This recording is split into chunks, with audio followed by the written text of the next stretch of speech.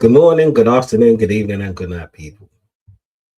Once again, I would like to welcome you all to Donversation TV. I can't believe I'm doing a Tuesday night stream. I can't believe it. It's been a minute since I've done this. It's been a minute since I even done a show when it's not just a Friday night madness. You get what I'm saying? But I thought, you know what, yeah? It's the perfect time to talk about a VINI. It's the perfect time to talk about Chelsea. We'll talk about Liverpool, but to be honest, Liverpool ain't done fuck all in the transfer window. So you know what? Yeah, I just come off to talk about them. But yeah, I always have to mention a Wirtz. You know what I'm saying? Because he's Wirtz. But before any of that, I want you lot just to be liking and just to be subscribing. And if you're in that caring mood, yeah, you got to be sharing because, like they say, sharing is blood clot caring and all of that. Yeah, what I'm saying, yeah. And I hope you all had a great Tuesday because in life, yeah, you just got to be happy. When you win the Premier League, you got to be happy. When do you know what? Yeah, you're winning with so much adversity, you have to be happy. Yeah. So give me a second. Yeah, I'll send you the thing. When you're, do you know what? When you're just loving life, to be honest, you got to be happy. And like what I wanted to do, I wanted to just touch on Vinny for a little piece. You know what I'm saying? Because for me, if you saw my last stream, like, do you know what? Yeah, before I even start on Vinny, yeah, I got to big up the chat because you know what? Yeah, everyone that shows me love, like, I have to show them love back because you could be anywhere doing anything, watching anyone's stream right now, and you chose to come on Donversation TV. Be a part of the Don-isms. Yeah, what I'm saying. Yeah. So big up Blank each and every time. Blanca, I'll get to that question in 1 second now. And big up man like Sai. And also Jack Swagger, my fellow champion. My fellow champion. Big up, large up, and blood clot respect. You get what I'm saying? Yeah. It's funny because I try to think about it logically. Do you know the moment that Arsenal said they were going to get Vinny? And even though Vinny coming to the Premier League would have been the first time in many years a world-class player has established himself somewhere else and then come into Arsenal Football Club in years. If I'm lying, people in the chat, tell me the last time a world-class player came to England. Yeah. After they've done so much within their clubs, or their previous club. Yeah. It would have been great for the advertisement of the Premier League. It would have been great for Arsenal Football Club. But me being a realistic person, I knew that Vinny weren't coming. And I'm not just saying that simply because that the news come out saying he's staying and all of that. People, I got a video out there. Yeah. I got a shorts out there. Yeah. I was on Sarcasm City TV last week talking about this shit. Yeah, what I'm saying? I was with the man them talking about this shit. Right? I was never one of those Arsenal fans that was fooled. Because for one, I know Arsenal's not going to pay 140 grand a week for a player. I knew Arsenal weren't going to pay 175 mil or euros for a player. Yeah. I knew that. Right? But do you know what? Yeah. People laughed. This is what I'm saying. Yeah, you man are getting him. It's like when I was talking in Flawless chat, they said that I was hating. I was hating because like I was hating because he didn't want to come to Arsenal. I don't care. Every fucking transfer window. Okay, people, if you know me and you've known me since I've been on this platform, well, not really on my one, but more the calling shows and when I was getting invited to other people's streams and stuff like that. When it comes to this time of year, I didn't care. I don't care. I don't really care about transfer windows. I don't really care about that shit. Either you're going to get the player, you're going to pay the money to get the player, or you don't.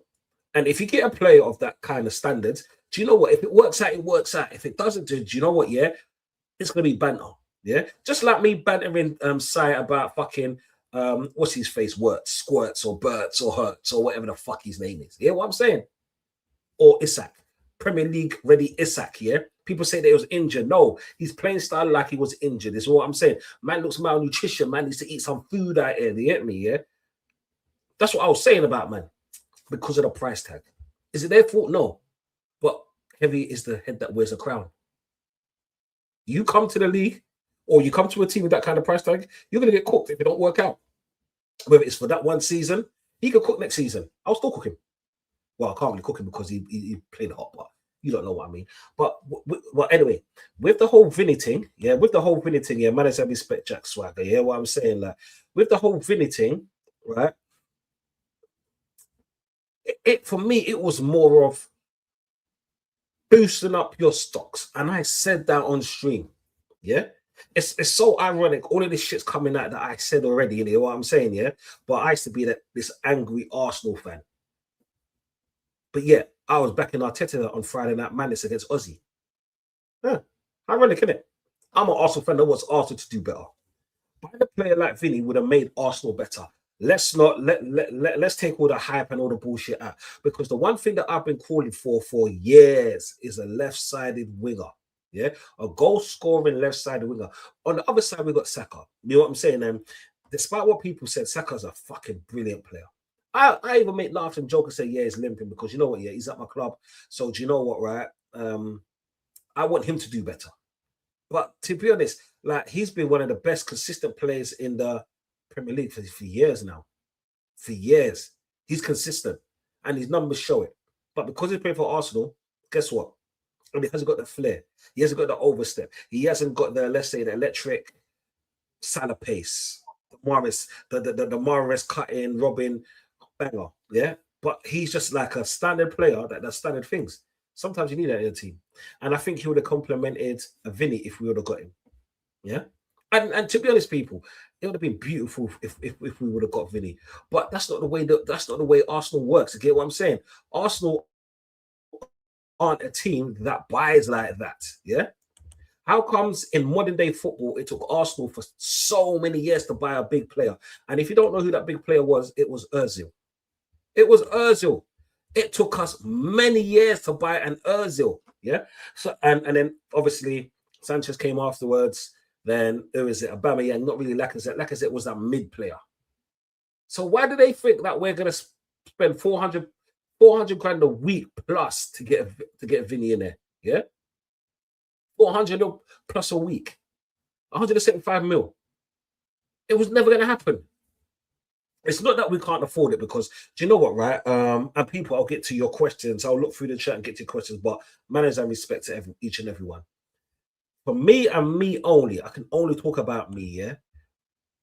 Arsenal haven't signed players. Don't sign players like that, yeah? Arsenal are not broke. We are one of the richest clubs in England, yeah? You see the money that we have could piss over Chelsea right now. Like, just Google who Conky's wife is, yeah? As a collective. Just Google that, yeah, people. And then you realize how much untapped funds Arsenal really does have. You know what I'm saying? We bought Declan Rice just like that because you know what? We needed a player like that.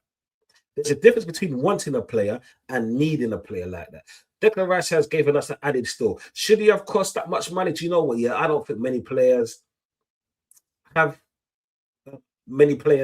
that price tag deserve to be at that price tag. I don't believe that. But then, since we bought him, we've been a lot more consistent. And guess what, people? We went in the finals of the Champions League against the best team in Europe. Yeah, probably the best team in the world at this present time. And we took it to penalties, something that no other club has done. Yeah. And when it comes to penalties, we can all talk about that Gabriel moment. But then in penalties, all of you rival fans were shook because if Gabriel didn't miss that and we won that, there'd be no more banter, no more songs, no more champions of Europe. But you know what? Yeah, people, it is what it is. It's what I'm saying. Because you know me, I'm all about here and now and like forget the past, forget what coulda, shoulda, wouldas and all of that bullshit. I'm all about here and now. I'm all about that. You know what I'm saying? This is why here and now I wanted Vinny to come, but being a realistic Arsenal fan, being a realistic football fan, I knew that it was just building up his stocks because it's so ironic. Last season, yeah, before the season ended, me and Sai, which hopefully should come on a panel very soon, was talking about this. Was literally talking about Arsenal leading on the left side winger. Yeah, we all know with FFP, PSR, and all of that, Real Madrid need to sell certain players, and Vinny is one that they could have got rid of because they needed to get rid of either Vinny or Mbappe. And I can't see Mbappe leaving because Mbappe is a brand within itself. Even though Vinny is sort of like that, his brand is not bigger than Mbappe's. And I guarantee you right now, he doesn't even sell quarter the amount of shirts that Mbappe does. You know what I'm saying, people? Right?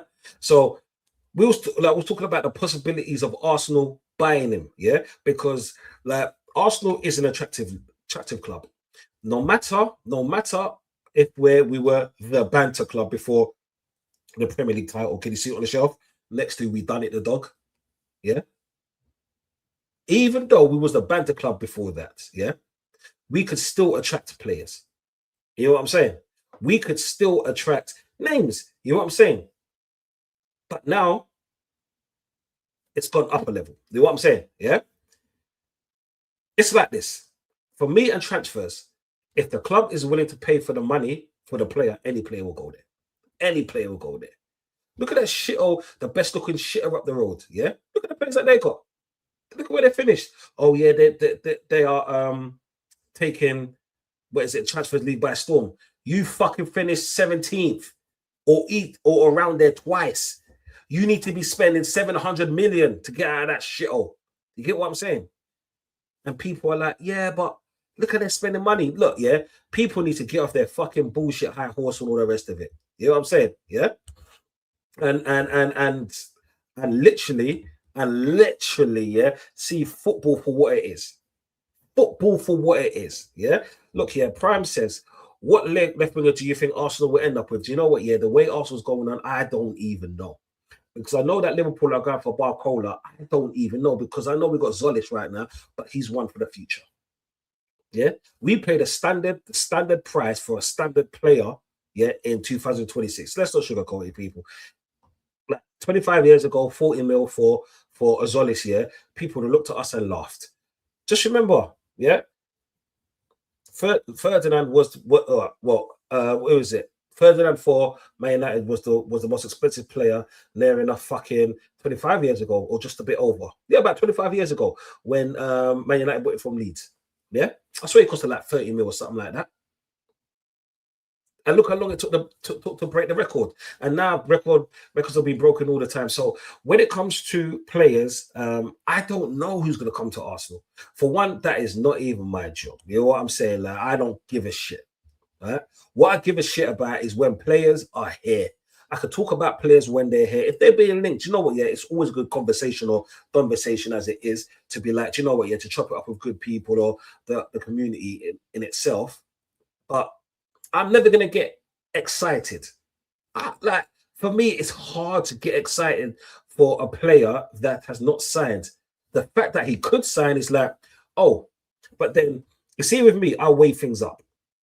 I weigh things up realistically where it's like, I want to be wrong in a certain aspect, but it's hard to be wrong, especially with this VINI transfer, for the fact that, yes, he's got 1 year left on his contract. But with Arsenal's history, have we ever spent over the odds on a player like that? That's what we like or we need. Yeah. I'm not saying we don't need a left winger because we do need a left winger, but player profile now. Yeah. If he was, let's say, 120, 130, or, yeah, 120, 130 with 300, 350 with odds on 400 grand a week, yeah, I think that Arsenal would have more likely throw the bag at it and throw the bag at him and him only.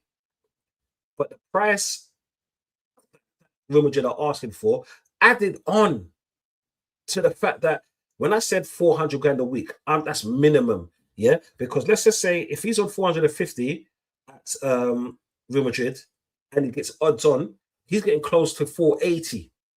Yeah. If you don't know that in maths, yeah, if we want to round it all up here, that's like 500 bags a week.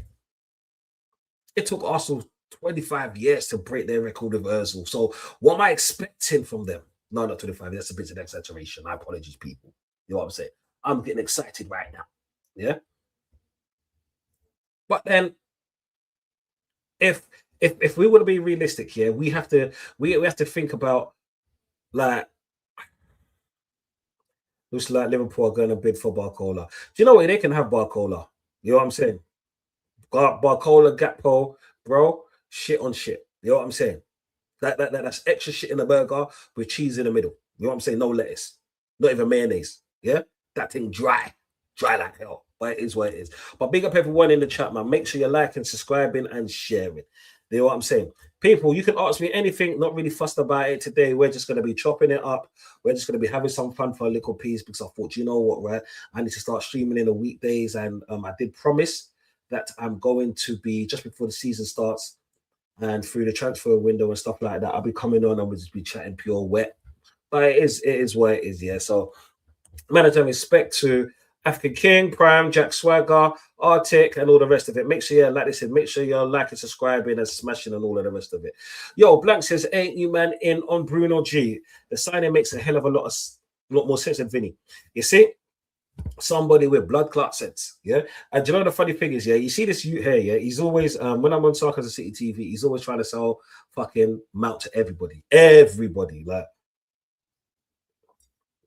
everybody, right? And oh, people, if you don't know what this is, yeah, you see this right here.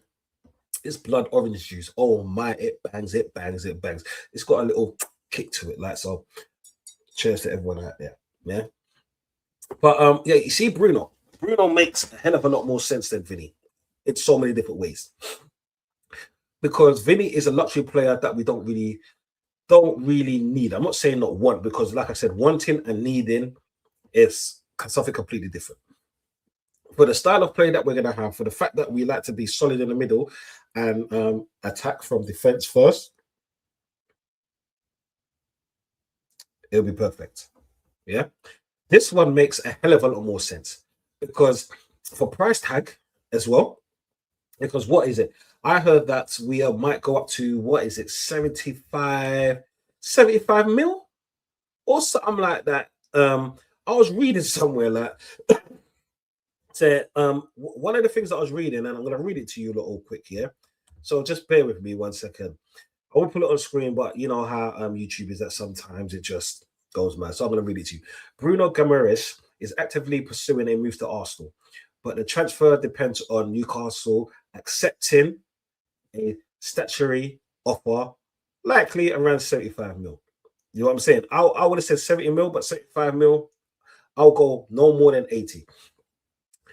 Bruno Guimaraes, Newcastle's United's captain, has made it clear that he wants to join Arsenal this summer after completing his World Cup campaign with Brazil.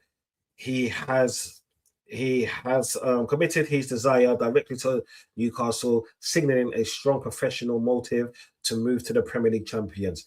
One second. Strong personal motivation to move to the Premier League champions. You know what? Yeah, that sounds so beautiful.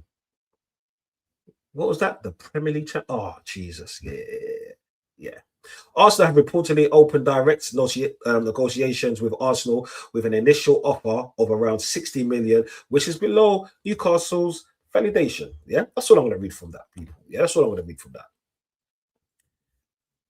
You see Arsenal right now. Yeah, sometimes this is what frustrates me with Arsenal, because when we look at last season and like the whole Bertha thing and everything else, and even the Declan Rice thing, we were so aggressive in wanting the player and getting the player. Sometimes just give them the money. Now, as much as Chelsea frustrate me with the fact that they will buy everyone and their grandpa Henderson, this is a signing we actually, in my opinion, need more than a VINI, because we saw how who is it? What's his name? Zubimendi has a weak belly. because last season, I did put it down to he hasn't played as many games back to back with his previous, like with us, because with us there's really no break because he had to go to Spain as well as playing in England, FA Cup, Carling Cup, or Carabao, whatever the hell it's called nowadays, and the Champions League. So he played a hell of a lot of football, more football than he's ever done in his life, right? But there's moments that I cannot excuse, like that back pass to Man United, that literally helped the score that goal. To that pass to that fucking pigeon, Richarlison. And then he wants to fucking shoot from there. You have the goals to shoot from there. You're a fucking shit team. Nah, mate, I'm not on that. I all know I hate Tottenham. This is what I'm saying. So for me personally, you see a Bruno G. A Bruno G is one of those players that I actually rate and I want at my club because you see a Bruno G. You see a Bruno G, yeah? Like for depth-wise, it'll be brilliant. Depth-wise, it'll be fucking amazing, yeah? I love that shit. For the fact that he, like, it's not even that whole Prem Ready thing, because I don't give a shit about Prem Ready. In it, Isak. It's more of what your capabilities are. And it's very interesting to see a Declan Rice and a Bruno. Because Bruno can play on the half. He can play in the 4. He can play in the, like, as that 6 to just ping the ball off. So do you know what now? Declan Rice can do that running that Arteta wants him to do. Yeah. Do those late runs in the box and all the rest of it. Yeah. So it kind of, I personally believe it will complement Arsenal's style with a Bruno in the team, then let's say a Zubamendi or a Vinny. You see, but then that'll be a little bit disingenuous with Vinny because you know what Vinny brings? Vinny brings star attraction. And with star attraction means that you're going to be targeted. Yeah, even though he's going to get put the hell in right backs of every opposition team, he'll be targeted. He'll be targeted by defenders, like, and all the dirty motherfuckers out there. Tottenham. I'll leave Tottenham alone for a second. All right. But then when you're targeted by 2-3 man them, guess what? That leaves more space for other men to occupy because we see that in Saka. You know what I'm saying? Because as much as people talk about Saka, when he gets on the ball, people showing the utmost respect by putting at minimum 2 people around him. Yeah, minimum 2 people around him. It was even like that in a fucking in the Champions League final. Too bad he couldn't come on the fucking semi-final of the World Cup. Too true, you're still a pussy for that. Yeah, but we move. We move. You know what I'm saying? Yeah, we move. Yeah, yeah. People, I have to get little jabs and little digs in all the time. That's what I'm saying. Like that's what I do. That's what I fucking do in it. Yeah. But do you know what? Yeah, I'm like, if we're going from, let's say, since the window opened, we've like signed, who is it, Ikape, which we had him on loan and we did have an option to buy him. And we just done an option and he deserves to be in the team. This is what I'm saying, because what he done last season when he was fit has been amazing. He played numerous positions and he's done that at a decent rate. He's one of the players that's helped us win the Premier League. This is what I'm saying. And got us as far as we could get in the Champions League final, if you don't know. Yeah. So we deserve that. There's one issue. I think I was talking to Steve one time. It was way before we got him. This was like in the beginning of the year, like this year and shit like that. He was talking about, because you know, someone like Steve, when it comes to football knowledge and players, you know, the smaller players that no one ever talks about, he knows them. Yeah. And he did say he's one for the future, but obviously he needs to learn his trade at the club he was at. Yeah. So to get him, it's like, yeah, am I happy? Like I'm always happy for Arsenal to sign players that's not a Madueke in Madueke's regions for the prices and all of that. But it's one of those things we'll see, because I could have done what most people would have done, yeah, and got on YouTube, been like, do you know what, yeah, I'm going to fucking like 20 minutes, watch 20 minutes of him, and then talk like to say, oh yeah, I've been watching him for years, and he scored this goal against this person, this goal against him. I ain't got time for that shit. Is what I'm saying. If I didn't watch a play, I didn't watch a play. It doesn't mean that I can't watch him now he's at my club. He played MK Dons on Saturday and he got an assist. You know what I'm saying? Did I watch that? No, but I read the match highlights. You know what I'm saying? As you can see, we like reading. Yeah, I read the match highlights. And that's what it's about. Yeah. I always give my ear to the talent that's at my team. Yeah. Even though people say we lost our last game, who gives a shit? You know what I'm saying? Like, because even like for me and for me only, yeah, I'm about what is this player gonna do for my club.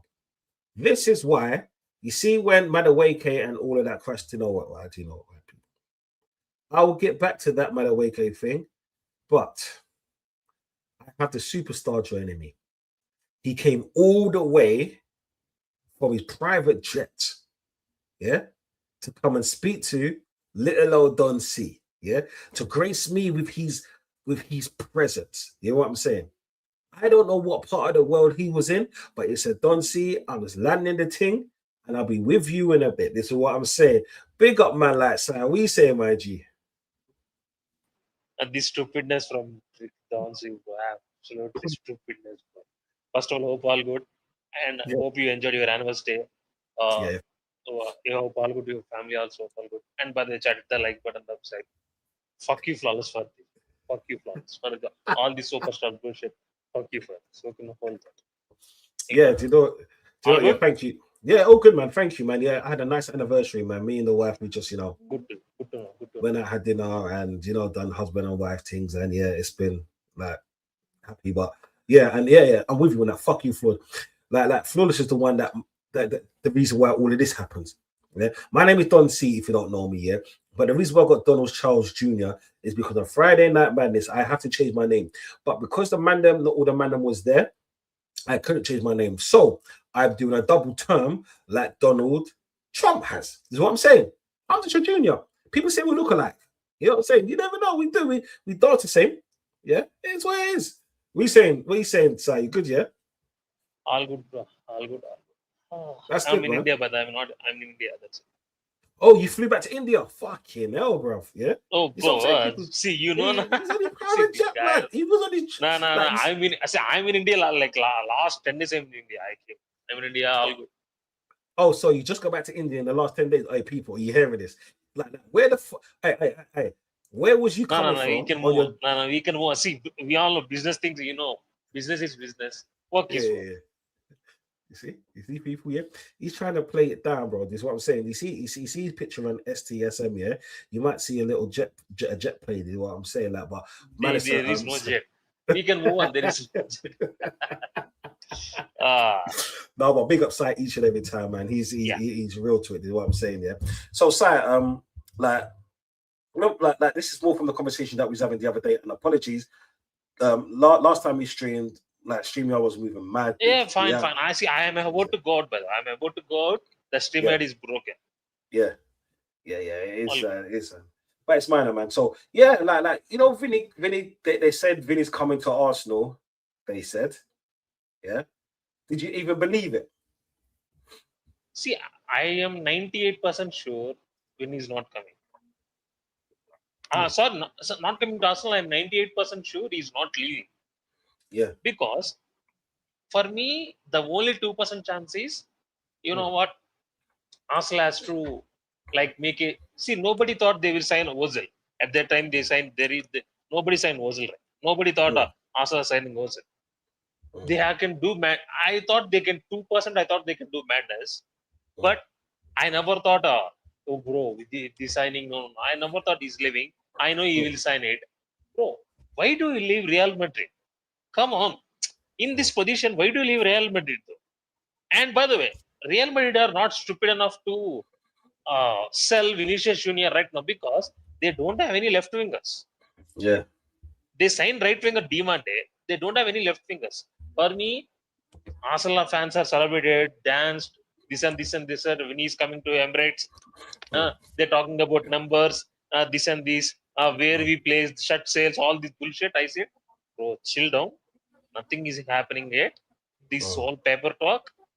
When when David Ornstein says Arsenal agreed to sign Real Madrid, Vinicius Junior, then you can celebrate. Until then, Hmm. there is nothing to celebrate or nothing to talk about. Yeah. That's it. I hear that. Like Jack Swagger says, Vinny here on our Arsenal is always going to be Arsenal. Vinny didn't make us, I won't break us. Facts. This is what I'm saying. Like, one question, I want to get to the prime question, but I want to sharp Blank, yeah? Because Blank says, bro, he does a bullet with Vinny. He'd want Mbappe's salary um, and the dictator in on 520K a week. Vinny's good, but he ain't the fresh. He ain't the fresh price of a baller. Yeah, what the fuck? Yeah. To be honest, like to be honest, like he ain't worth that. He ain't that type of thing. Like we're buying a brand. If we was to buy him, we're buying a brand because we're buying everyone that follows him. Yeah, everyone that follows him. That's all we're buying. You know what I'm saying? We're buying shirt sales, right? And even then, like it still won't bang like that. But to be honest, I never thought Arsenal was going to get him. This is why I didn't crash out like everyone else. This is why I didn't get angry like everyone else. Because for one, that's not my style to crash out and that. Now, if Tottenham beat Arsenal, yeah, fuck you now. Like that's head gone. Head gone. But something like this that I knew we weren't gonna get, come on, man. Like I don't see why other people are doing it. It's like, what are you trying to? It's like, what are you doing it for? That's the question I want to ask. What are you doing it for? But do you know what? That's for another day. Prime says the thing is the money clearly is there for Arsenal to spend on a marquee left winger. Do you think you'll do it? I'll let you answer that. So let me put that back on. I'll let you answer that, sir. See, there is money. Yes, Arsenal need a superstar, not superstar. Arsenal need at left wing. They need a floor riser. Who is there? Take off Vinny. Vinny is not coming here. Kavaskele is not coming from PSG. Yeah, from PSG. Eldis is not moving from Juventus. Yeah. Barcola, it seems like he chose Liverpool. He's not a level racer. Yeah. Who is there? Let me in the market where Arsenal fans say, you know what, these are level raiser. You know what, this transfer you have to spend at least 120 to 130 million on this player. Who is there right now? Speaking of facts, there is no left winger in this market who deserves 120, 130, 140 million. There is no player in this market. See, if you want to spend, if you want to do that, or if there is any plan, Arsenal won't go for Vinny though. I think, for me, I may be wrong. I think their marquee signing is Rodgers. When Rodgers went to Chelsea, the Arsenal plan is fucked. They don't know what now. They have what I have to do now. They're trying for Vinicius Junior, which is rare. Which is they don't know when will happen or it is up in the air. For me, they have. I can say this. This screams like a Rashford for me. Yeah. This seems like a deadline day Rashford or a deadline day Pedro Neto.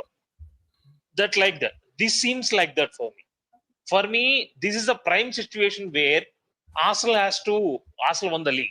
That means you are the champions of England. You can go and sign 2 players. That's it. You don't need any 5 to 6 players like Chelsea, Liverpool, United. You don't need that. You just need backup to Rice. And a good level, better than Martinelli and Tozil's left winger. That's it. You don't need much more. Yeah. Because in short, I have to agree with you on that. And I'd like to get an Alvarez, but because we got Moreno and Havertz and both are fit, injury free. So it's like no matter if I like them or not, they score goals in it. Yeah. And it's we've got a nice one happening, yeah. Give me 1 second, yeah. All right, Blanky pussy on, yeah. Only one available is Rashford, trust me. Walk away. I banter that pagan, but for real. Fist up any part of your recruitment team that even spits his name, bruv. Anybody spits his name, yeah, I'm showing up now because it's the boogeyman. There's a reason why I went black today, blood. You know what I'm saying? Yeah? We ain't playing that fucking Rashford game. He was like he's so shit. Well, not really shit, in my opinion. He's not that good, yeah. He's not that good but Barcelona would rather buy a Gordon for 80 million than loan him again. That says a lot. People don't realize that says a lot. Because if you know Gordon and you see him at Newcastle and you're willing to spend 80 mil, that's like Chelsea getting Garnacho again. You know what I'm saying? Like, it really isn't that. Yeah, sorry, brother. What was you saying? For me, I don't see the only position Arsenal need is midfield. You have to sign Bruno Guimaraes, by the way. You can't tell me Bruno Guimaraes not coming to Arsenal because Rice is fucked. Bro, Rice played so many games. His hamstrings are not good. And you've seen Zubimendi can't play many games last season. And by the way, this attack needs a new type of profile. Your attack is right now Saka, Madueke, Martinelli, Tozels, and Havertz, Mikel Marino, and gas cylinder. That's it. That attack. Gas cylinder. Sorry? Who's gas cylinder? You know who is. You got to spit his name, bro. No, I call him oxygen tank or gas cylinder. Mate, what's wrong with you? Nothing. Bro, he's like that. Don't blame me. What's wrong with you? It's not wrong with me. It's wrong with your player. Wait. Watch your fucking mouth when you're talking about the English Premier League champion. Okay. Do you want to keep him? Then? Do you want to? Okay, fine. Okay, you know what, Ronzi? Prime, you got to keep there. I don't want to keep him here, but I still can't. It's like this, yeah. I know it's like me saying, I know my kids are little shits here, but not disrespect them. This is what I'm saying. Bro, I see. We won the league, but I disrespect players. Bro, you can tell me anything. You can win any trophy. But I'm not rating this gas cylinder or that oxygen tanker, bro. Nah. Bro, for me, Arsenal need an upgrade. If Arsenal doesn't sign left winger and midfielder, for me, there is a chance City can win something. For me, these two key positions have to upgrade it, by the way. If I'm Arsenal fan, I will be fuming if Arsenal doesn't sign midfielder and the left wing. These two positions are made. All right, Black Boston, no, who you talking about? Who's the gas tanker, huh? Yeah, you got to speak to the people, blood. You know what I'm saying? Like calling people gas tanker and gas cylinder. Do you know how rude that is? Sorry, you bum. Yeah, do you think I care? You're a prick, you know. Bro, do you think I care? Oh shit! No, I hear that still. No, but you're right in one sense. We need to shore up our midfield because Zubimendi is not it, and the style of play that we would like to play. I'm not saying we should sell Zubimendi because he's had one season. Is he that good? No. Yeah. But then that's as a starter. That's as a starter. Bruno Gomes is bullish. He's a bulldog. Is what I'm saying. He's like a mini bully. You know what I'm saying? He just runs around the field. He gets to tackles, gets in people's faces. He's a good passer, like I said, and all the rest of it. Yeah, even though and I think his audition at Brazil for us went well. He missed a penalty. What I'm saying, in the same year that so many of our Arsenal players missed penalties, or the final, and in a Gabriel emphatic way. I'm just saying it before all the banter starts, people. You know what I'm saying? So now I said it, we can move on, right? But his GA last season, I think it was about, I could be wrong, but I saw it somewhere. I think it was about 7 or 8. Yeah, I could be wrong, and if someone in the chat would like to correct me, I'll really appreciate it. Yeah. But the added still that Bruno Gomes, yeah. He has like 7G or 8G like that. Yeah, I think it was 8. But I can't actually remember. This is what I'm saying. But I'm sure it was something like that.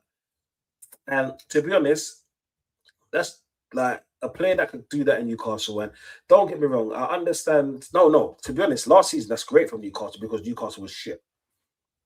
You know what I'm saying? Yeah. It's not like 2 seasons ago where everybody was balling and they were balling out.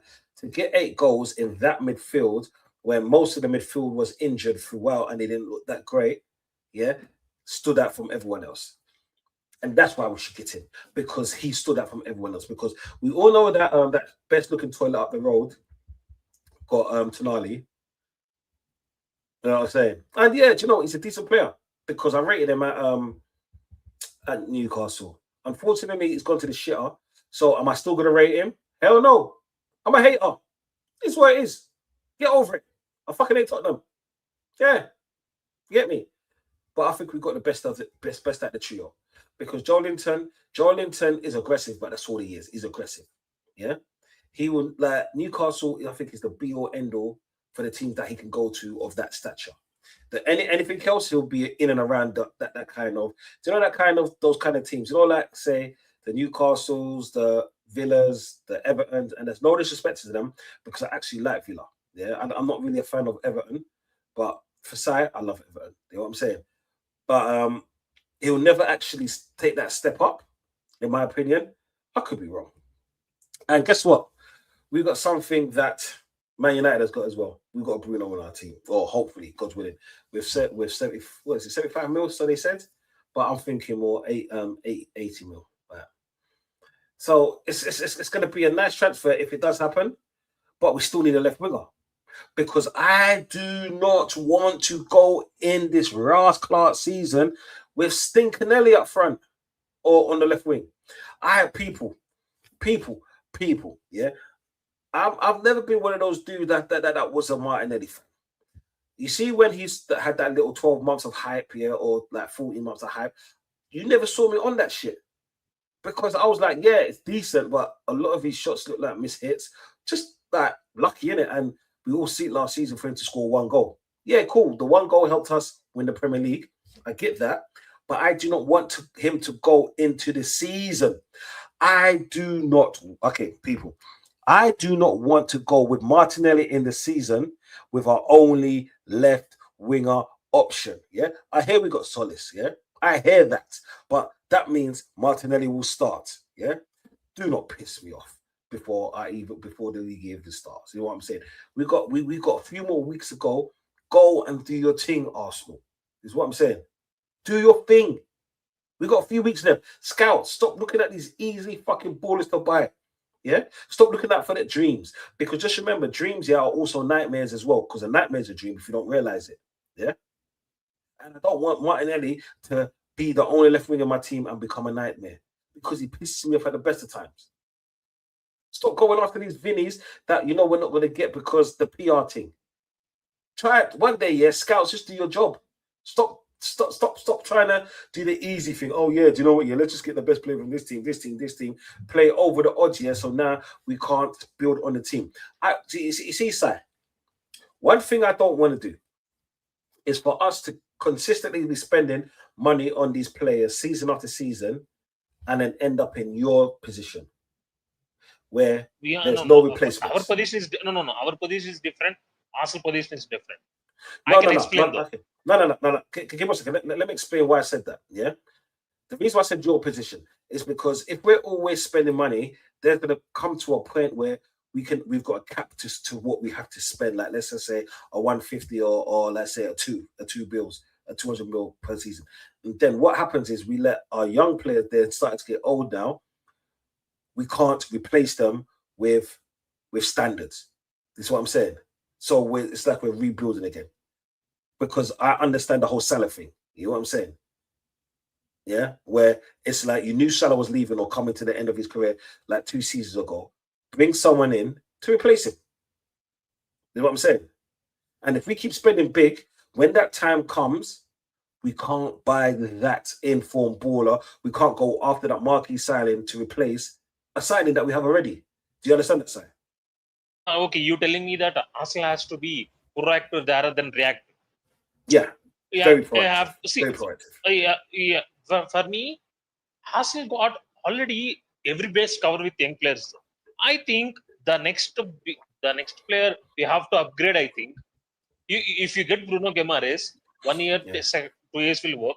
I think after 2 years, I have to upgrade. Next year, I have to upgrade Gabriel because Gabriel is getting into 30. He's 29 round. Next year, I have to upgrade on Gabriel. After that, you have to plan the succession plan for Declan Rice because he's getting to 28. 28. He's getting 28. And by the way, I have to mention this as point also. By the way, I'm seeing a lot of Arsenal fans are worried about defense. Why are you worried about defense, brother?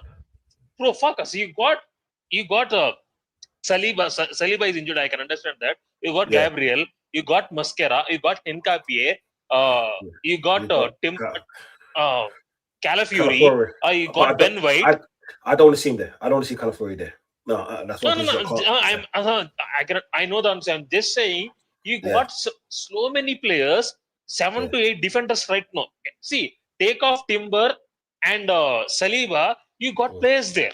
You see, Arsenal doesn't need to worry about defense. You got defense. They need to worry about back of a Rice and a good left winger where they can score at least 15 to 20 goals consistently. You need that type of profile. That's it. And one more thing is Arsenal won the league. By the way, Arsenal won the league. Arteta crossed that line. You know what, Arteta? No, we have to know what you have to do is go for it. You don't have to back off now. Build your attack. Go for it. There is nothing to lose right now. You already won the league. Everybody is praising you right now. There is no pressure on you. There is nothing on you. You don't need to this haram ball. By the way, I'm not saying go for Bielsa ball or go for Ange ball. No, I'm saying give your attackers more freedom. That means we can see Eze, Crystal Palace Eze. We can see good fit Saka. We can see gas cylinder scoring some goals. We can see that. For me, Arteta has to mold his tactics. Do I think he will do it? No. I think if he gets Bruno Guimaraes and a good left winger, then I can see it because you got players there, you got power. Bro, Bruno Guimaraes and Rice midfield is brilliant. That midfield is absolutely A-class midfield. Bro, I take Bruno Guimaraes, bro. He's so good. I rate him so highly. I think that he will be a perfect midfielder for Arsenal. I think if you sign Bruno Guimaraes and if you don't sign left winger, I still think you are favorites for a title next season with Bruno Guimaraes. Without Bruno Guimaraes, I don't know. Yeah, no, do you know what it is? Yeah, I'm with you because if we get Bruno, we are definitely the title favourites, and I will always back that, and I'll back you for saying that.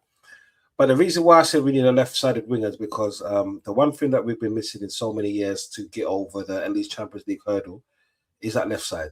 Because I rate Saka, and I rate Saka highly on what he does. You know what I'm saying? Even though sometimes I'm doing a bad thing and all of that, yeah.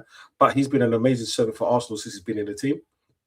Get all of the left back and just the shit that people chat. This is what I'm saying, because people chat shit for their own narrative. I understand that, and I get that because I do the same thing, right? But I have to give props to where it's due. But then that's our right side. We can't always rely on our right side, and that's what's hindered us in so many years. Yeah, in so many games, that the fact that we're relying on Saka and Saka only, and this is why he's been ran out. Yeah, for example, and like we could talk about the whole Trossard thing last season, where the first half of the season or the first 2 months, 8 weeks, pushing 9, yeah, where he was hot and then he only scored 1 goal after January. Yeah, what goal it was, but 1 goal after January. We need to stop that shit, and the reason why is because we haven't got a prolific goal scoring left winger. That's been my issue for a long time. Yeah, because you see in the central of the park, because it seems weird now. Back in the day, there were so many left, right wingers, strikers, and so forth. Now, everyone's a defender or a midfielder. You know what I'm saying? Every single person, maybe because it's the system that they play nowadays. So buying a midfielder is probably a lot easier than buying, let's say, a left or right winger. You know what I'm saying? Bro, attacking players, bro. I'm saying left winger, striker, attacking players. Every attacking player, this market is, we can't buy. We've seen that. Prime example is Liverpool. And one more thing is, the last left winger where clubs or defenders fear from Arsenal is Sanchez. That's it. That is the last play. We're talking about like 10 years ago. 8 years ago, Sanchez. That's it. Apart from that, there is no left winger I can sit here and tell me, you know what, that left winger from Arsenal is cold. There is no one. Only Sanchez. That's it. Yeah, no, I totally agree. And maybe because the market has been poor for left wingers, yeah, or it's not that it's been poor from left wingers. We've got to remember, back in the day, it used to be if you're left-footed, you play on the left side. If you're right-footed, you play on the right side. Yeah. The time when it changed for Arsenal, which people actually don't realize, was when Perez came into the team. Robert Perez. Robert was a right-sided player playing on the left side. People don't realize how forward-thinking Arsene Wenger was, because now it's like an inverted right winger. Yeah, Like people don't say that no more, yeah. But obviously because it was more of a 4-4-2 days, right? He was inverted right left winger on his right foot, yeah. That's when it started for Arsenal. And then we kind of shoehorned every player because remember there was a stage when Nasri played there, Rosicki played there, yeah, I remember Ramsey played there when we used to later end of the Arsenal Wenger's career. Later end of the Arsenal career. Later when Arsenal career. Yeah, just give it a little bit of history, people. This is what I'm saying. So I understand it totally. And who is it? We got Jovino there. No, Jovino playing on the left. He playing on the right. He played on the right. He played on the right. Yeah, he played on the right. Yeah, he was a left-footed right-sided player. Like I said, the whole inverted thing. And then Pepe came. Pepe played also. Pepe played on the left, on the right as well. On the right as well. So it was like the whole cutting thing. So it's been many years since Arsenal has bought.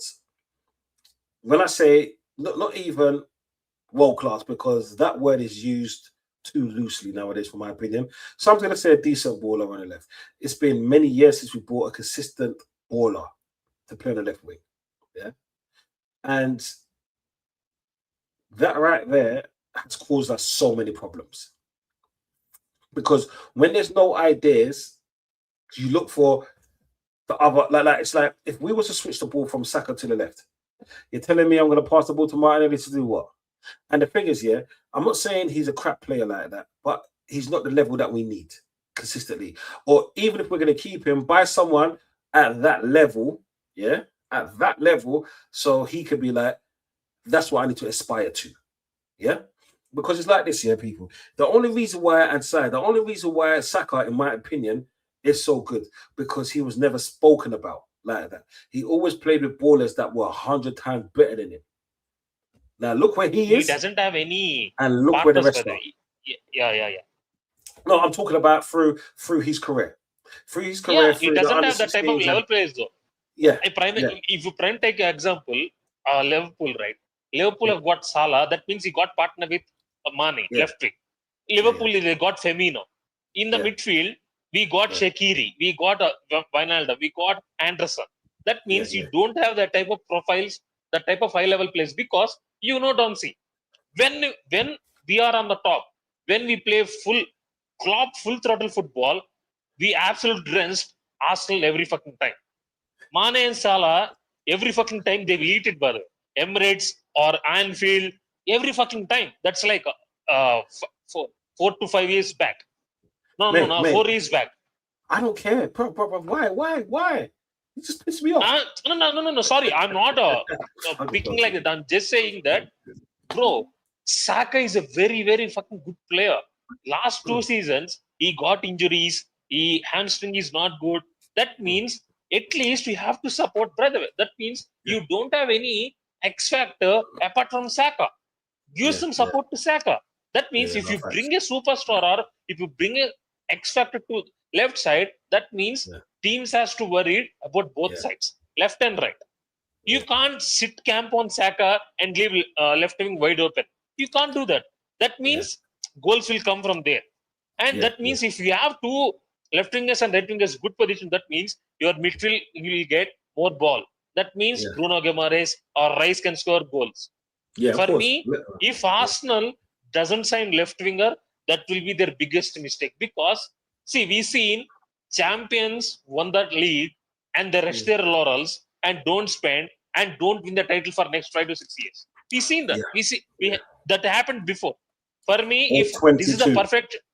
See, for me, this is Arsenal best opportunity to go to the market and attack the market. And by the way, I'm not saying to buy 4 or 5. No, you just need 2 or 3. Bro, I'll say maximum 3. That's it. I'll say maximum 4. Just maximum.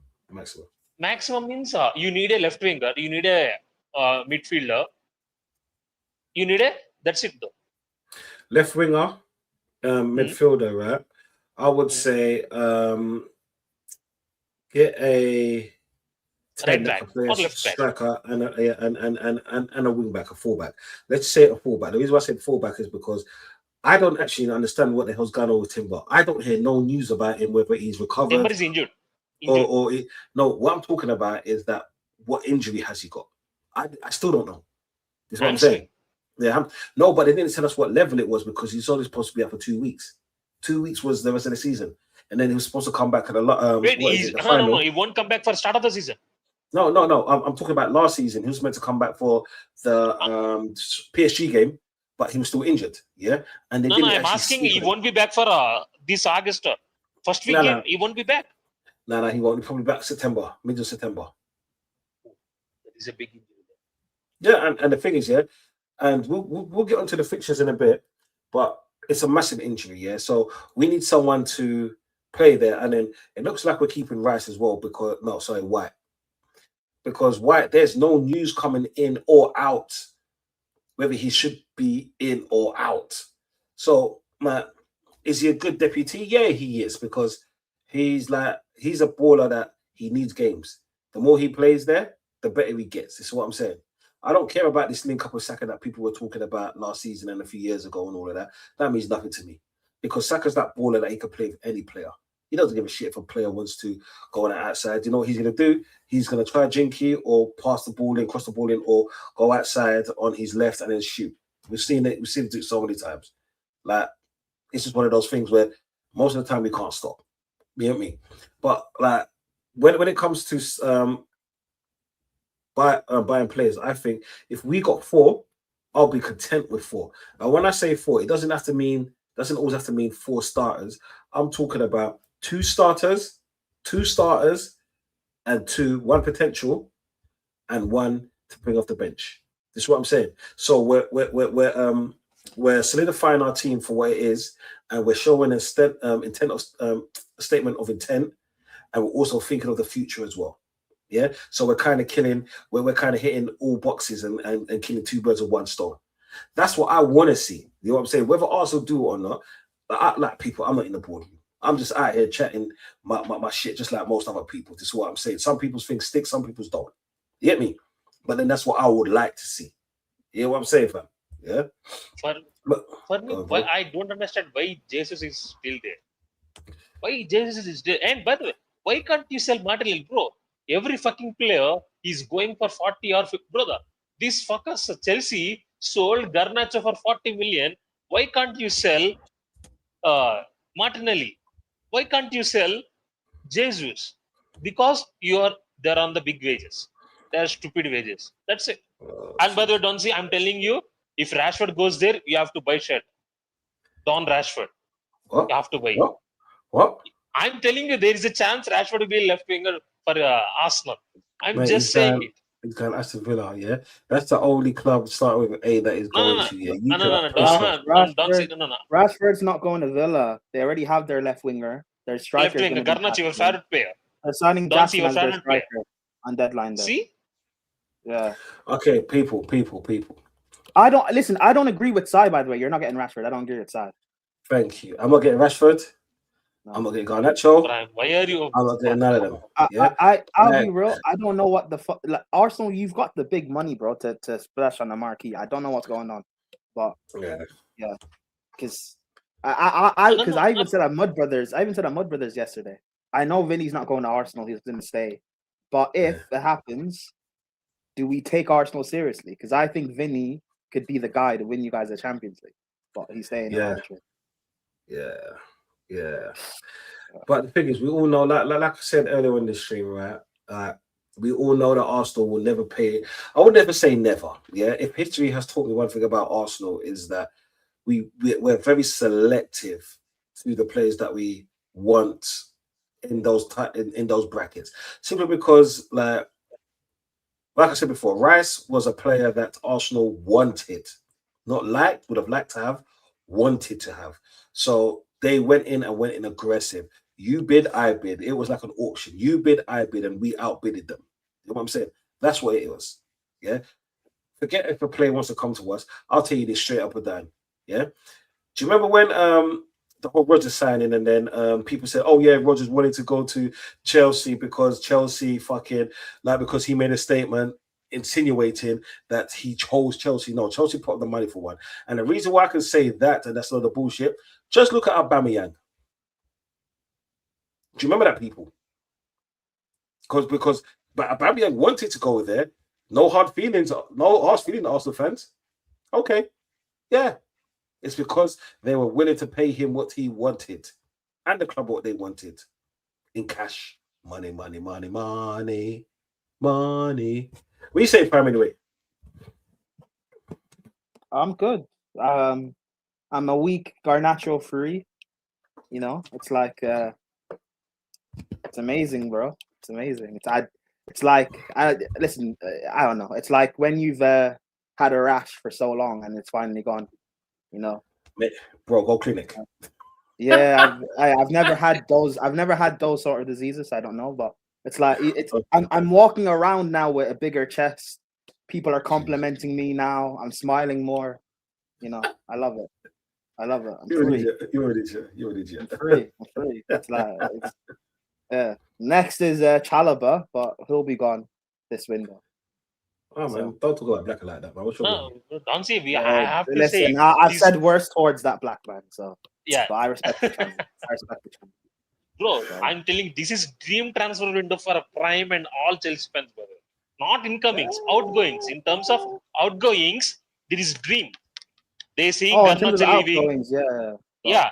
In terms of outgoing, not incomings. In terms of outgoings, Garnacho leaving, Chalaba leaving, Tosin maybe, Badishila maybe, and Dilap. This is clearance sale out there right now. Prime never expected this, by the way. Zinchenko's gone. Bro, but he left. But how much did you get for Zinchenko? Bro, sometimes money can't put a price on what just happened. Nah. Sometimes, so I need to get reimbursed for my suffering. You know when, bro. You know when something happens to you and you can sue. This is what I need my money. I need my reimbursement, bro, for the pain. Yeah, but do you know what, Prime? You would have been right if we didn't win a Premier League title. Yeah, but I'm talking about Chelsea, bro. I'm talking about Chelsea. Okay, yeah. Yeah. Well, do you know what it's like you said, you got your chest back, you got your smile back. People are complimenting you. This is what I'm saying. Like you're no longer the man on the dark side. This is what I'm saying. You're coming towards the light, which I respect. You get me? You got your lightsaber in your hand. Yeah, like do your thing, brother. Obi-Wan Kenobi style, brother. Yeah, you got the force. Listen, it's crazy. H kept telling me that we're not getting Morgan Rodgers, and now he has Garnacho. It's beautiful. Yeah, H, you can hold that, man. You should have took that side deal that I offered you. Yeah. But now look, you got Garnacho. That's fucking crazy. Big up Chelsea, man. Big up Chelsea inside. Speaking of left wingers, both your clubs need left wingers. So who's getting Pedro Neto? I don't need left winger. He's going to Tottenham. They like to spend money for no reason. Yeah, but they're buying that flop Savinho. So I don't know if they have enough. Savio. I don't know if they have enough money to buy Savio and Pedro Neto. Because Chelsea, we want big money for Neto because we're gonna try and hold out. I'm sure looking for him. Why are you asking the price? It doesn't matter. You don't need. Why are you asking price? It doesn't matter. No. I'm not trying to do that. Like Tottenham need more tissue for their toilet. This is what I'm saying. Okay. You signing Pedro Neto for cover for Madueke and Saka. Tissue. No. Okay, fine. Come on, bro.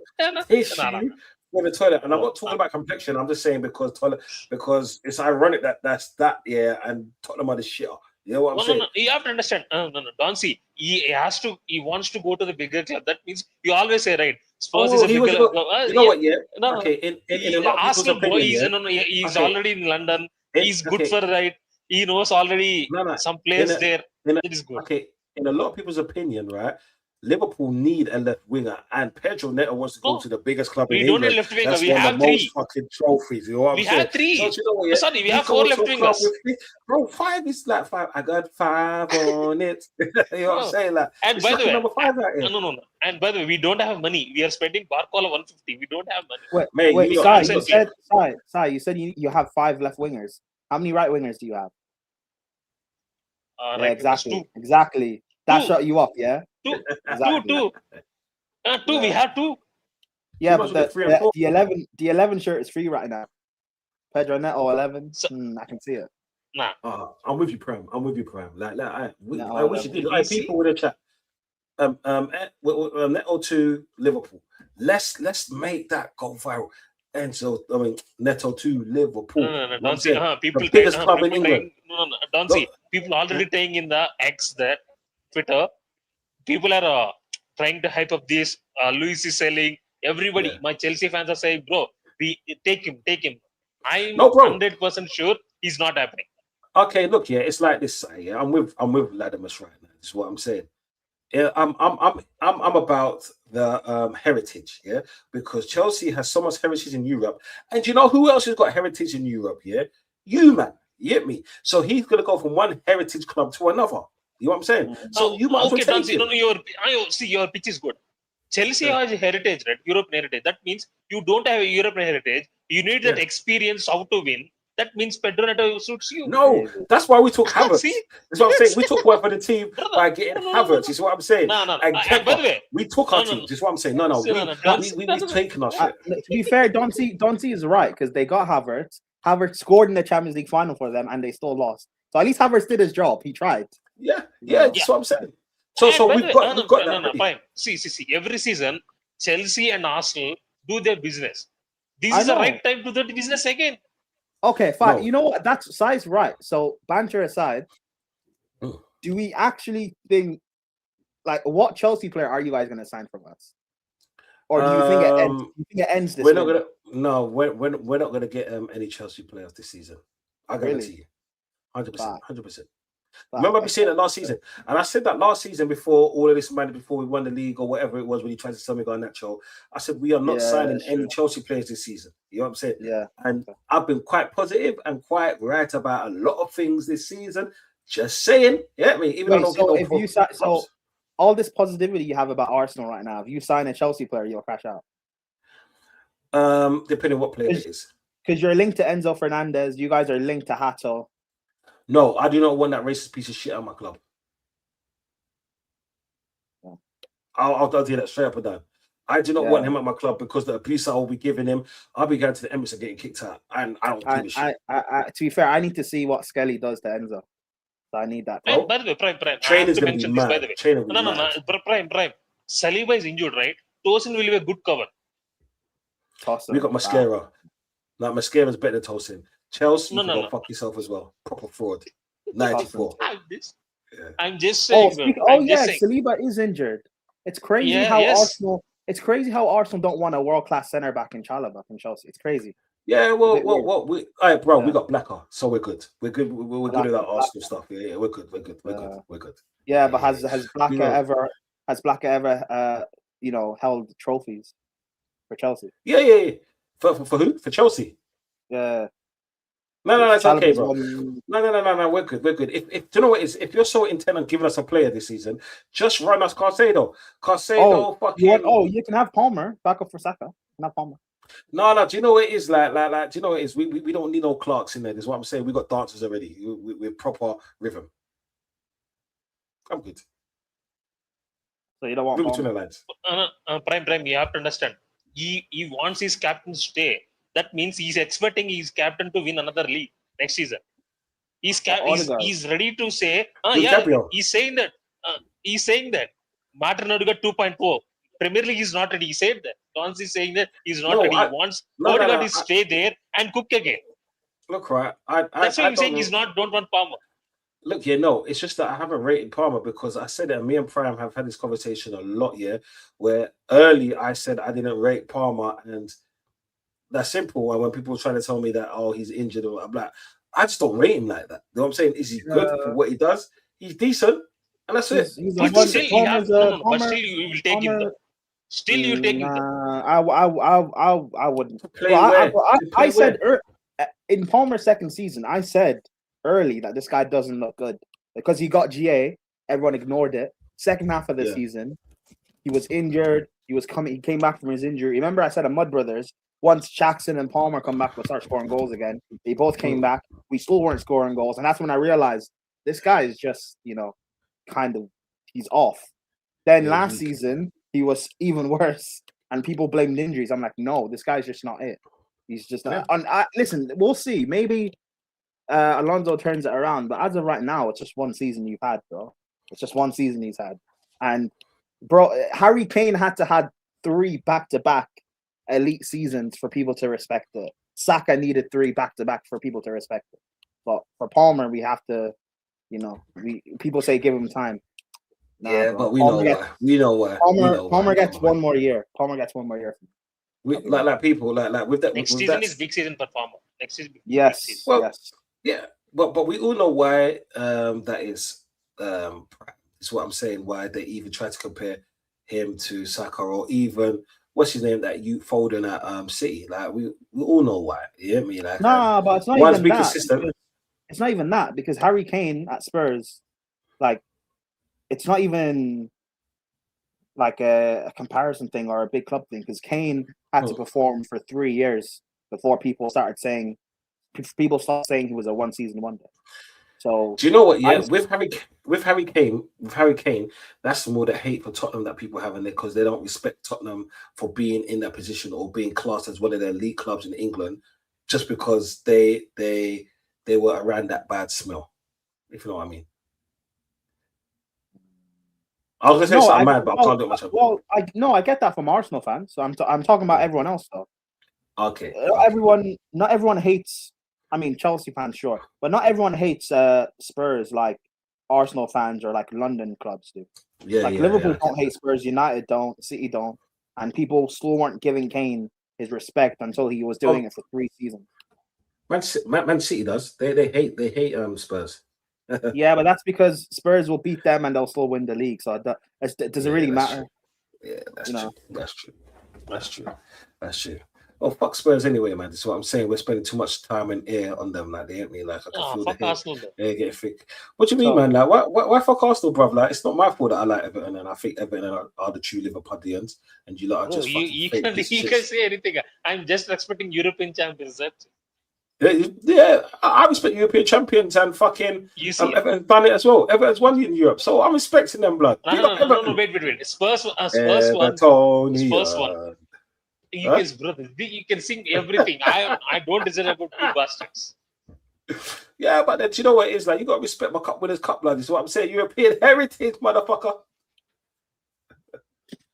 Whether you like it or not, yeah, we've won a European Cup. Whether you like it or not, you know what I'm saying? Yeah. I see. For me, at Europe, Spurs are bigger than Arsenal. I don't give a shit what you say. That's what I'm saying. When it comes to the whole trophy hall, yeah. Same as to the whole trophy hall, yeah, we've got more FA Cups than they got fucking cups. You know what I'm saying? So we're good. And as he words, I don't care about regular trophies. I'm saying in Europe, prestigious trophies, they got Spurs.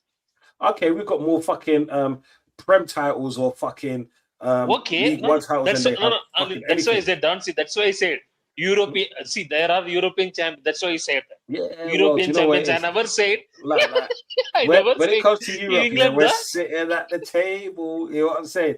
We're sitting at the table. Yeah, you're sitting at the table. That doesn't mean you deserve a piece. Spurs deserve a piece. Spurs have 2 to 3. Bro, we took that piece. This is what I'm saying. Like, look, yeah.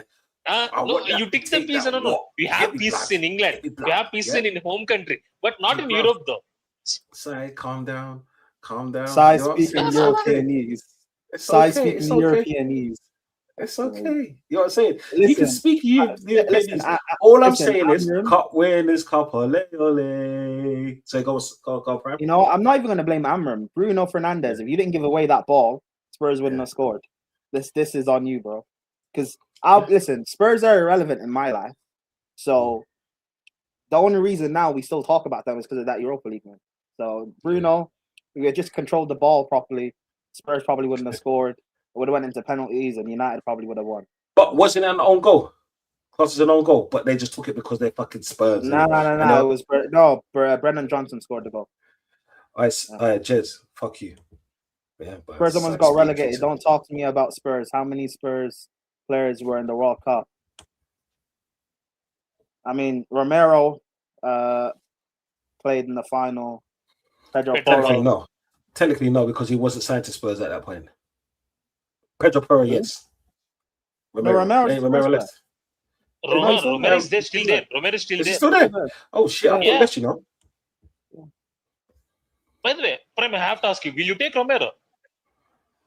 No. Well, actually, I rate him as a center back, but no, the hot-headedness I don't like. Also, he's Argentinian. Nah.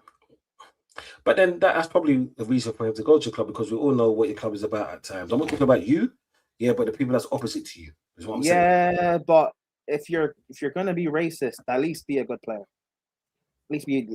Listen, John Terry is one of the best center backs we've seen in the Prem. So, bro, do you know how bad that sounds? If you're even though John Terry is racist, we kind of we listen. Luis Suarez, one of the best strikers we've ever seen, and he's a racist. Rooney was shagging grannies. Look at what Giggs did. Everyone has skeletons in their closet. But if you're a world class player, we kind of just brush it to the side just for you to ball out. Prime, am I wrong? Am I wrong? No, Prime. Tony Cruz. Exactly. Listen, so long as you don't cross the line, obviously, like don't hurt someone. Obviously, don't cross that line. But aside from that, listen. This is a bit crazy, but listen, I've said for years, bring me back my white, English center back. I need that. I can understand. We've had too many black center backs at Chelsea these past few years, and we've been shit. Too many of them. Bro, I can't speak on that. Yeah, too many. Well, do you know what it is? Well, to be honest, not everyone can have a black back line that wins things. You know what I'm saying? I get it. Yeah, my back line has been led by, listen, do you know why William Michalas played left back? John Terry said certain words and he had to play. It's what it is. I don't care. Win me trophies. I don't care. I don't mind them center backs. Okay. Yeah. I do. Yeah. Get them gone. Yeah, but proper Chelsea, aka proper fraud, aka Queen of Fraud, aka Queen of Frauds, only likes them because she likes to view them each and every time, if you know what I mean. Yeah, well, you can view them at another club. She can Buddy Show's going to Napoli, Chalaba's going to Como. You can follow them. You can go. Yeah, but Chelsea, she likes the dark side of the moon, innit? Yeah, well, I like the white side of my center backs playing. Oh, fuck you. I like my John Terry's, my Gary Cahill's. These fraud views are not the views of Donversation TV or exciting whites. He wants to build exciting whites, snow whites. He wants to build them. I can understand. That's why I wanted John Stones. I just needed one of them, bro. Well, so Yeah. Okay. Yeah. John C. Okay. You can't. What? You disagree? Am I wrong? You know what Chelsea's heritage is. You know what? Well, it's just Chelsea's heritage, and that's your opinions, isn't it? And your opinions are not the views of Donversation TV or Donald Trump, which is my name for the week. Listen, even Jez agrees with me. He needs the white center back. Yeah, and a white goalkeeper. Facts. Thank you. You see, I have to agree with. You know what I'm saying? Because no matter if it's my channel or not, we all know my views. Dida is kicking himself for all of the work that he done for these men to just fucking throw it all away. Yeah, but Dida, where is he from? Brazil.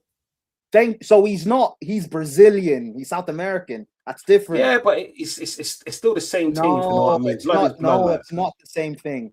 He's South American. He's not. When we think of black goalkeepers, we're thinking of Onana, African.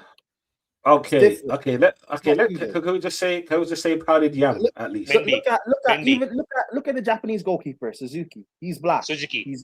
But he's Japanese. He's Asian. It doesn't really count. The blackness doesn't count. People. He's talking about powdered yams. Yeah, he's talking about powdered yams. So I don't need. Yeah. Listen, Mendy did judge for a year. We won the Champions League. That was great. Yeah. But ultimately, it don't listen. Onana went to United. United fans thought he would ball out. Ultimately, Onana has no. There's the powers of the Black Panther got stripped away when he went to United.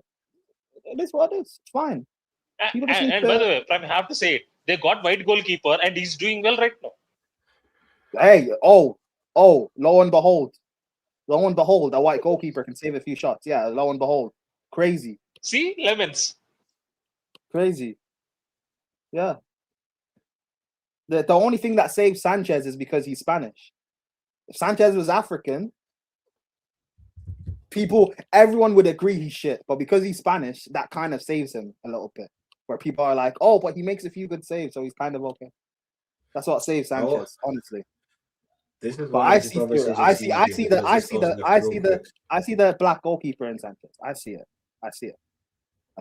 But this is crazy. why this is I'm not Donversation TV, people. This shit goes left real quick. But just remember the banner, yeah? These frauds views are not the views of Donversation TV or Donald C. Charles Trump Jr., which is my name only for the weak people. My name is Don C. That's a lie. You agree with me about the black goalkeeper thing. That's a lie. No, no. Did you know there's one position that black people shouldn't play is in goal. Like I'll 100% agree with that. Just because historically, stats wise, percentage wise, ain't in our favor. Simple as that. What other should we also play centre back? Yeah, I've seen some great black centre backs, and I've had some great ones at my team. There was even one at the shell. Okay, yeah, but that's back in the day. I'm talking about in the modern day.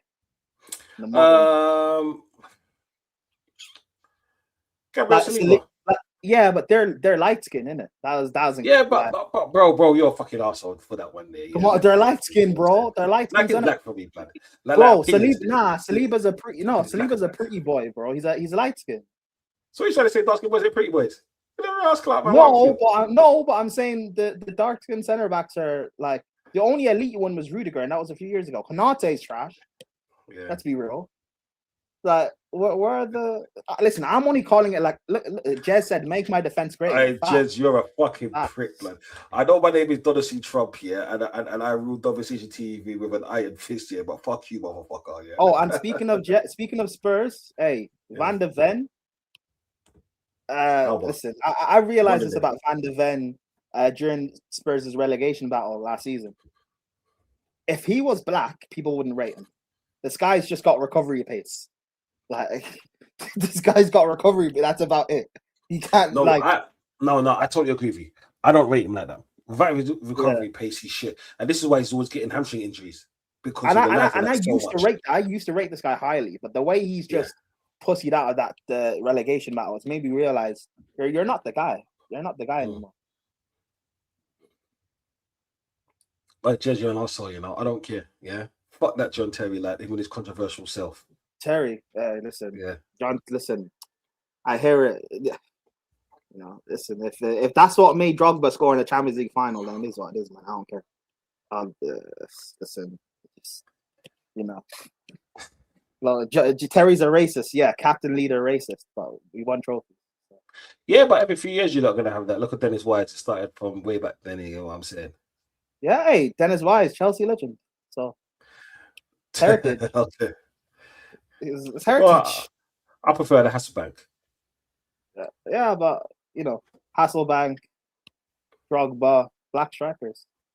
Nelka. You know what I'm saying? Then you had the Maludas. You know what I'm saying? You had Makalele. Right? You know what I'm saying? Who controlled all of them? John Terry. No, man. John Terry was the captain. He controlled them. So just saying. Ibrahimovic. Not Ibrahimovic. Abramovich. Yeah. Yeah, but who did Abramovich make the captain of the team? Terry. It all falls back. There's a reason. That's all I'm saying. Jesus help me. Fuck people. Listen, racism is horrible. Obviously, it's disgusting. But win me a couple of prems and yeah. No, I hope you don't win no more prems. Is what I'm saying. Yeah. I'll just say. Oh, Rio Ferdinand. Oh, Rio Ferdinand's amazing. He's like top 2 for me. Yeah, for me, he's like number one.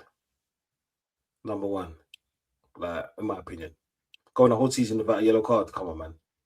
Yeah, sick. That was sick. Yeah, Rio's amazing. Hey, but Rio light skin. So This fucking guy. All I'm saying. This fucking guy. All I'm saying. All I'm saying. All I'm saying. Hey, thank you, Aye. Jez. Light skin. Thank All right, you. Jez. Thank Jez, you know you're an idiot, you know? Jez, Thank you. you are an idiot. Yeah? Stop So, it. listen, Stop it. everyone says, listen, so Campbell, cool. But that's the anomaly, mate.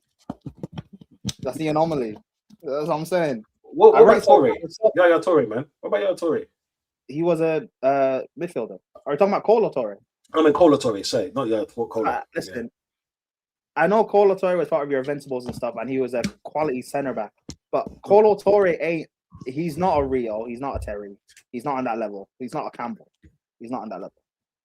I know why. I just had to throw him in, like Colo Torre sits in the class of like Gary Cahill. This is facts. Yeah. And I listen, I rate Gary Cahill, but Colo Torre sits in that class. Prime is literally the reverse Dr. Umar. Okay, well. Listen, if Dr. Umar had to witness black goalkeepers, he'd understand. Hey, look, Jez, yeah. Like Soul Pagan, yeah. Lenny King are probably the only one. Look right, yeah. Soul Pagan helped us win a title and Invincibles in it, and Lenny King, the only thing that he won was the most injuries in the Premier League at that time. So fuck you, motherfucker. Did you not win the Carabao Cup? Yeah. Pick up the Carabao Cup, man. Hey, Carabao. Listen. Ledley King, quality centre back, yeah. But if he wasn't always doing those recovery runs, he wouldn't have as many injuries. And Van de Ven all over again. Listen. Van de Ven, Ledley King, same players, man. Different shades. Yeah, thank God for Saka then, at least. I saw he's fly the flag for Wakanda. Yeah, but just yeah.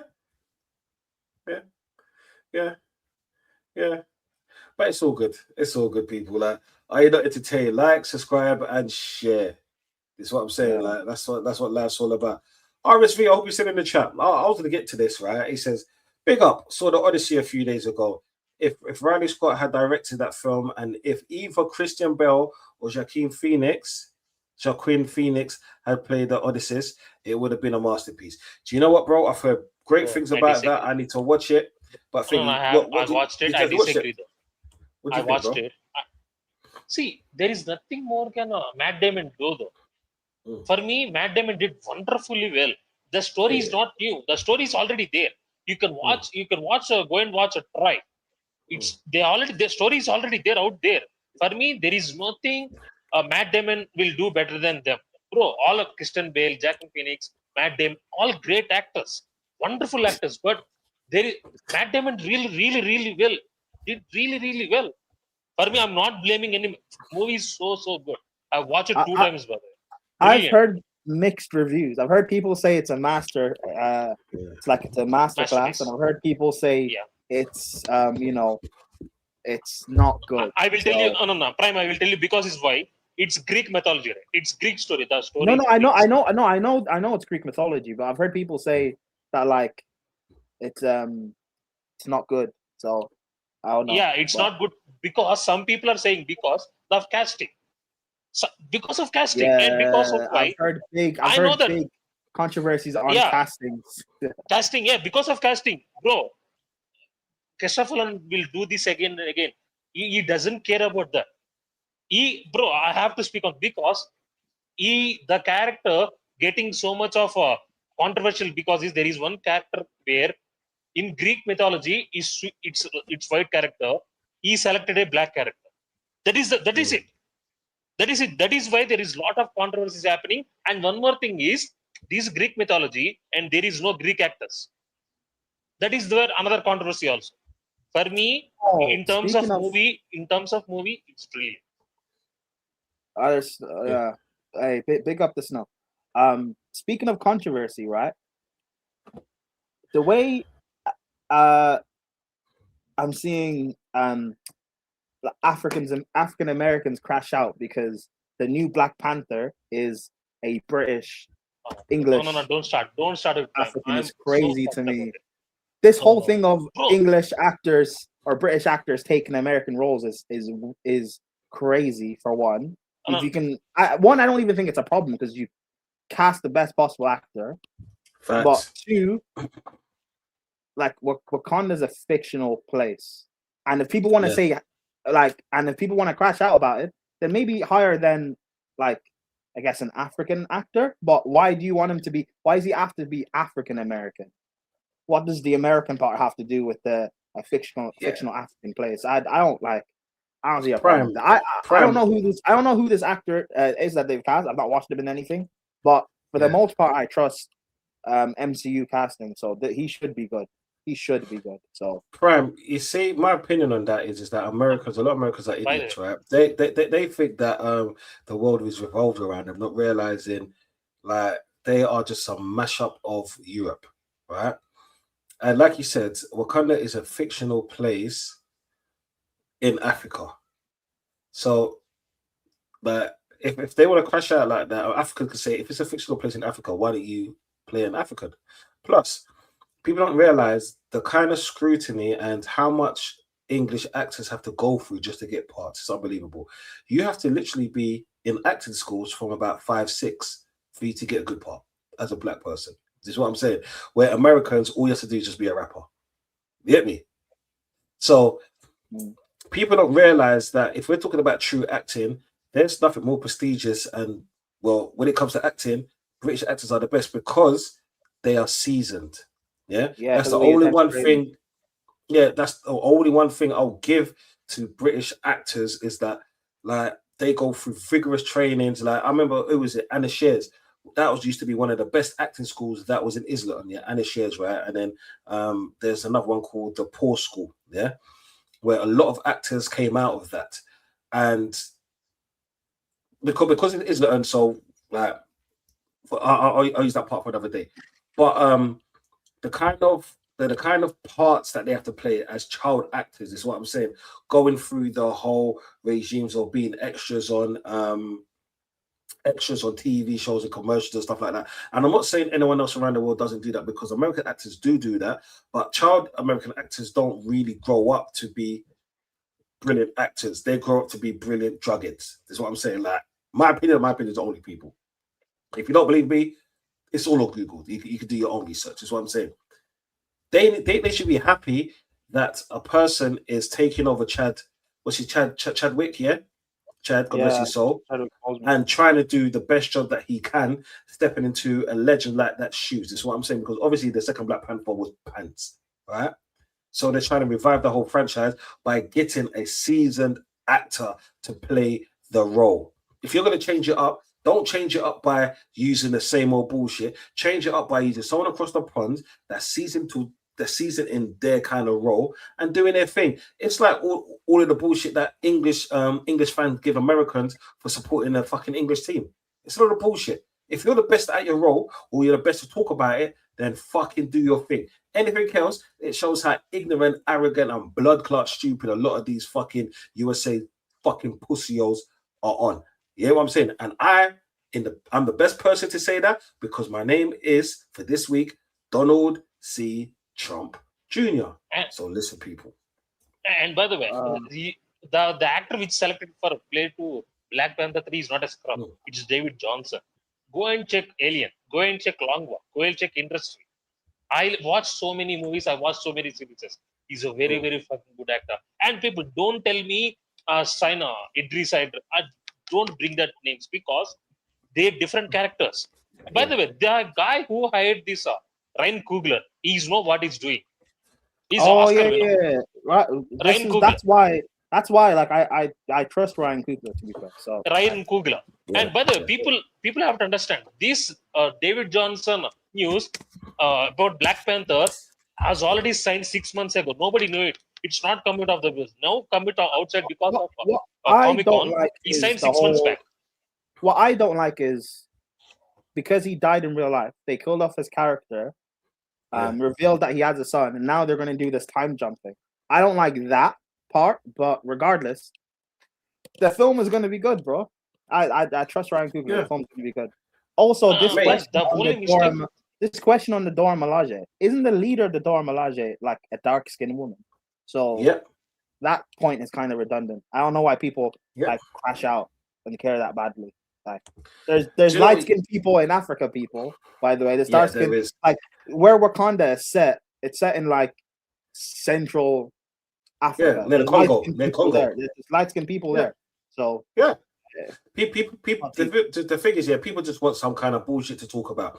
And if you want to really go dig deep into it, is Black Panther is, for one, it's fictional, and all the characters, are literally like even though they're in the throne, they could have been born. Like one of them could have married an English woman, for example. You just never know. You know what I'm saying? One could marry a German woman. It could be light skin, like the man was talking about, like the centre backs, like these man was talking about. You know what I'm saying? It's a fictional program. You get me? It was just like the whole thing of when people were saying that Idris Elba should have played 007 because it should be a white man because it's prestige. It's fictional, motherfuckers. You get me? It's for me. It's not about the color. It's who can play the best role. That's it. Who can play the best role? When you see, when you see a top English movie headlined by black men, apart from Denzel Washington, Samuel L. Jackson, apart from that, who is seen that? Top franchise headlined by black men. No. Yeah, but then this is why a lot of the black actors, especially from this country, has gone into America because throughout the years they've been more accepted in those roles because it's not that like in this country we have a lot of until recently we have a lot of white directors who will portray the white man as the king and the black person as either the cleaner and all of the rest of it. Like we see it in programs nowadays, we see it in so many things, and now it's more gone. It's instead of them using a black person, what they're trying to do now is using the European, like the poor European countries to play those said black roles that they used to do. So it's still systemic racism in one sense. Yeah, this is why I've seen a lot of black actors go over the pond and make it and do their thing until recently. Yeah, because if you look at the films like what is it that Kid Out Hood, the one that fucking Kano gets and them man they're played in. Fucking hell, what's it called again? That series that was on Netflix. Mobland. No. Prime knows what I'm talking about. Sully's thing. Fucking hell, what's it called again? It slipped my mind. It's now. Someone in the chat will fucking remember. It's only now. When it came. A good few years ago. What is it? Fucking hell. It's gonna play my mind until I think you people, you know, Kano, Getz was in it, Asher D was in it. Oh fucking hell! Yeah, it's about a small character. He played for Kid, right? Not Super Soul. It's before Super Soul. People, it was before Super Soul. Let me get it up, man. I know Super Soul. Oh man. Oh, Top Boy. Top Boy. That's it. Can't believe it was done in East London, their fields and stuff like that. Yeah, Top Boy. Yeah, Top Boy. Yeah, like until things like that came out, right? They didn't take it serious, even though that program was like the typical color, dark skin brother, whatever. That was like our breakthrough, like let's say in the 90s, Juice was for America. This is what I'm saying. Yeah, and then they Boys in the Hood and all of that rest of that shit. That was like the breakthrough for, let's say, the colored folks. You get me? In that sense for this country. This is why you're going to see, and you will see more leading roles, especially in British films now. Yeah, this is my opinion. You get me? Because we broke through the American market. Yeah, and now one's going to be playing the Black Panther. To do that on one of the biggest stages in the world with one of the biggest companies within Disney is amazing. Within Marvel, it's fantastic. Is what I'm saying. So all I can see is that nothing but bigger and better. New Jack City, Bomber Clark, man. All right, people, if you haven't watched New Jack City, it's what's his name? The dude that played Blade. He was starring in it. Yeah. Blade Runner. Ryan Gosling. No. In Blade. Mahershala Ali. No, the black brother, man. Wesley Snipes. No, Wesley Snipes. Yeah. If you lot haven't seen New Jack City, yeah. It's a film that was made in the 90s. Obviously, the graphics ain't what it is now, yeah. But that film, oh my, it's a fuckery film, yeah. But boy, was it hella entertaining. If I can find that, I want to watch it one of these days. This is what I'm saying for the nostalgia factor. This I have to tell. For me, regardless of who they cast for me, this Black Panther 3 will be superstar and vital for me. Because there is a lot of controversies before begin start. I don't want to see any bringing down of Wakanda. I don't want to see anything because I have so much confidence in Ryan Coogler. Brother, he's fucking super director. I watch every Sinners, Black Panther is fucking great. He's a very, very, very good director. That's why I'm betting my hopes on Ryan Coogler. And David Johnson is not a scrub. He's a very, very good fucking actor. And by the way, this I don't understand the difference between American blacks and these blacks. Yeah. Who cares? He's a good actor. That's it. That's it. That's it. Yeah, Simple. but because people have like it's weird because when it comes to other like characters, like you said with 007, when you look at how many people have played Spider-Man, Batman, Superman, and how they can swap out characters or swap out actors. You would like to think, well, how successful the first Black Panther movie is. You like to think in the future, decades time and whatever, there will be like quite a few different like black actors that will eventually get to play an interpretation of the Black Panther. So it shouldn't just be as great as Chadwick was. It shouldn't just be because now he died, we can no longer have a T'Challa character because of him. Like that shouldn't make sense because like there's so many. If you know about the comics, there's so many great stories you can tell with him. But to just kill him off is bad. But now, hey, they're going to continue telling stories. So I blame. Sorry, don't. I blame Marvel to do this because after sadly Chadwick passed away, they should have done Black Panther 2. They should have stopped it. They should have stopped it there and reassessed the situation, and they should have brought this film way before that. That Black Panther 2 is unnecessary. I agree, but it's like, I don't know. They made a decision that they thought was the best. I massively disagree with it. I would have, if not recast straight away, at least give it a few years. Give it a bit of time. Or, bro, there's other stories they could have told. They could have told a story during the 5-year blip that still would have made sense. Like, that you didn't need, but I don't know. Like, is what it is. Like, you can't change. Do you know what? Yeah, kill him off and give him a like. It sounds bad, but kill him off and give him a beautiful send off. You see, they did that though. They did that though in Black Panther 2, which is great. Nah, but not really, because that was a story. All they did was do a casket and do a good farewell, but more like doing AI things. You see what they've done in Fast and Furious? I think it was 7, 7, where they used Tony Walker's brother. Yeah, and then AI for the rest of it. Yeah. No. Before that. And they kind of said their goodbyes to him, and then you saw all of the sun glazing on him and all of that, like ordained and all of that shit. And they said goodbye to him and his character. They should have done something very similar to that, just because he deserved that because of the work that he did, whether it was on or off screen. Is what I'm saying.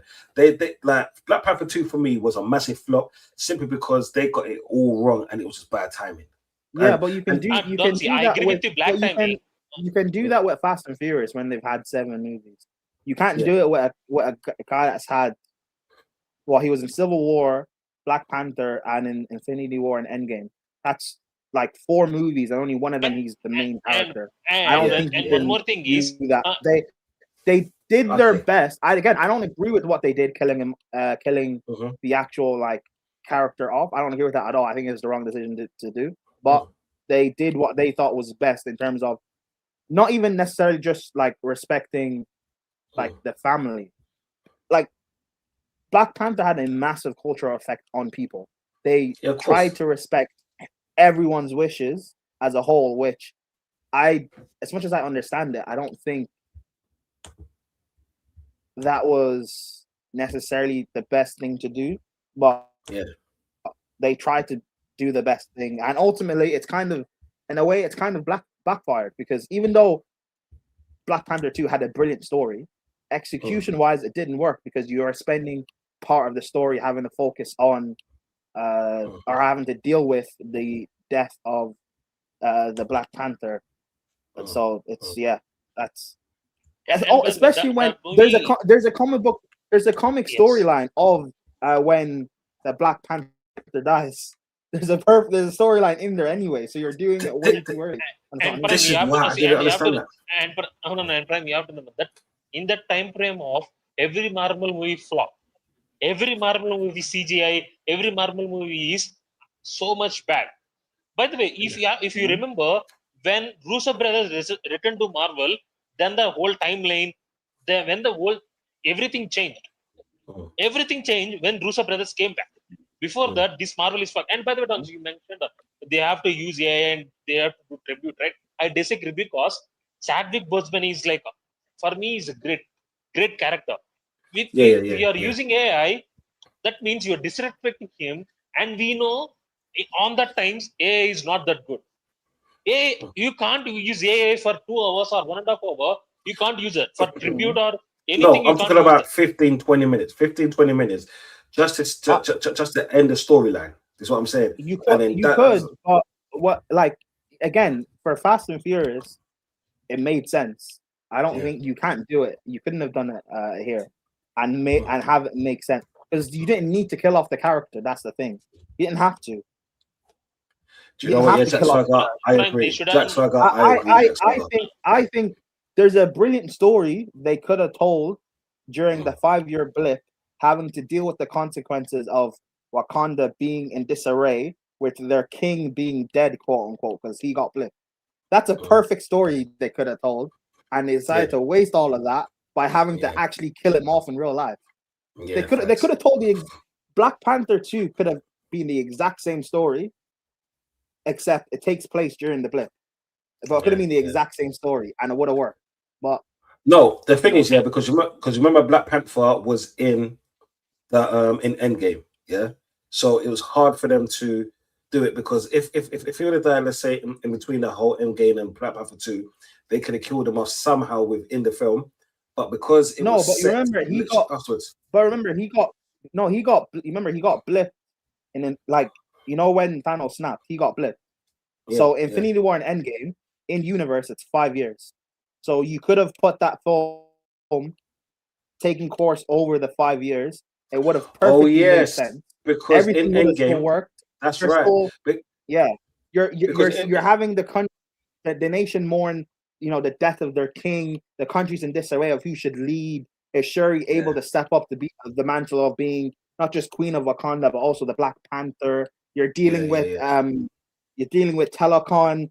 All of that makes perfect sense during the 5 years. Do you know what it is? You're actually right. To tell you why, because in Endgame there was a part where there was all on screen, where it was Rocket, who was it?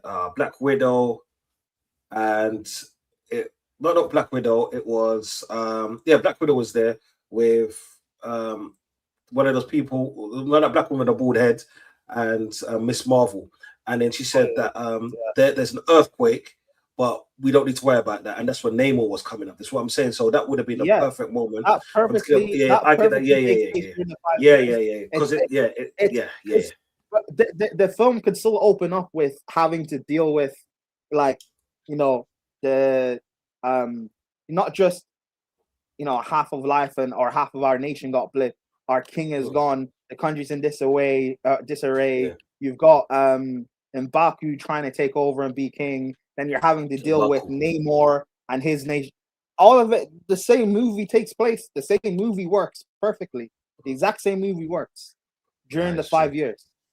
Yeah. And then you can have Black Panther 3 take place like maybe a few years after the blip with or having to deal, and you can recast T'Challa and having to deal with, you know, I just think because the story of Black Panther, I personally like the story of Black Panther 2 more than I like the first one. First, in terms of the actual story. Execution wise, I don't like it because you don't like part of the movie having to deal with the real world. You like story, or you don't like screenplay? And I don't. And for me, no, I like the story. I just don't like how it's executed, because you're dealing with screenplay. The actual that is death screenplay. of T'Challa.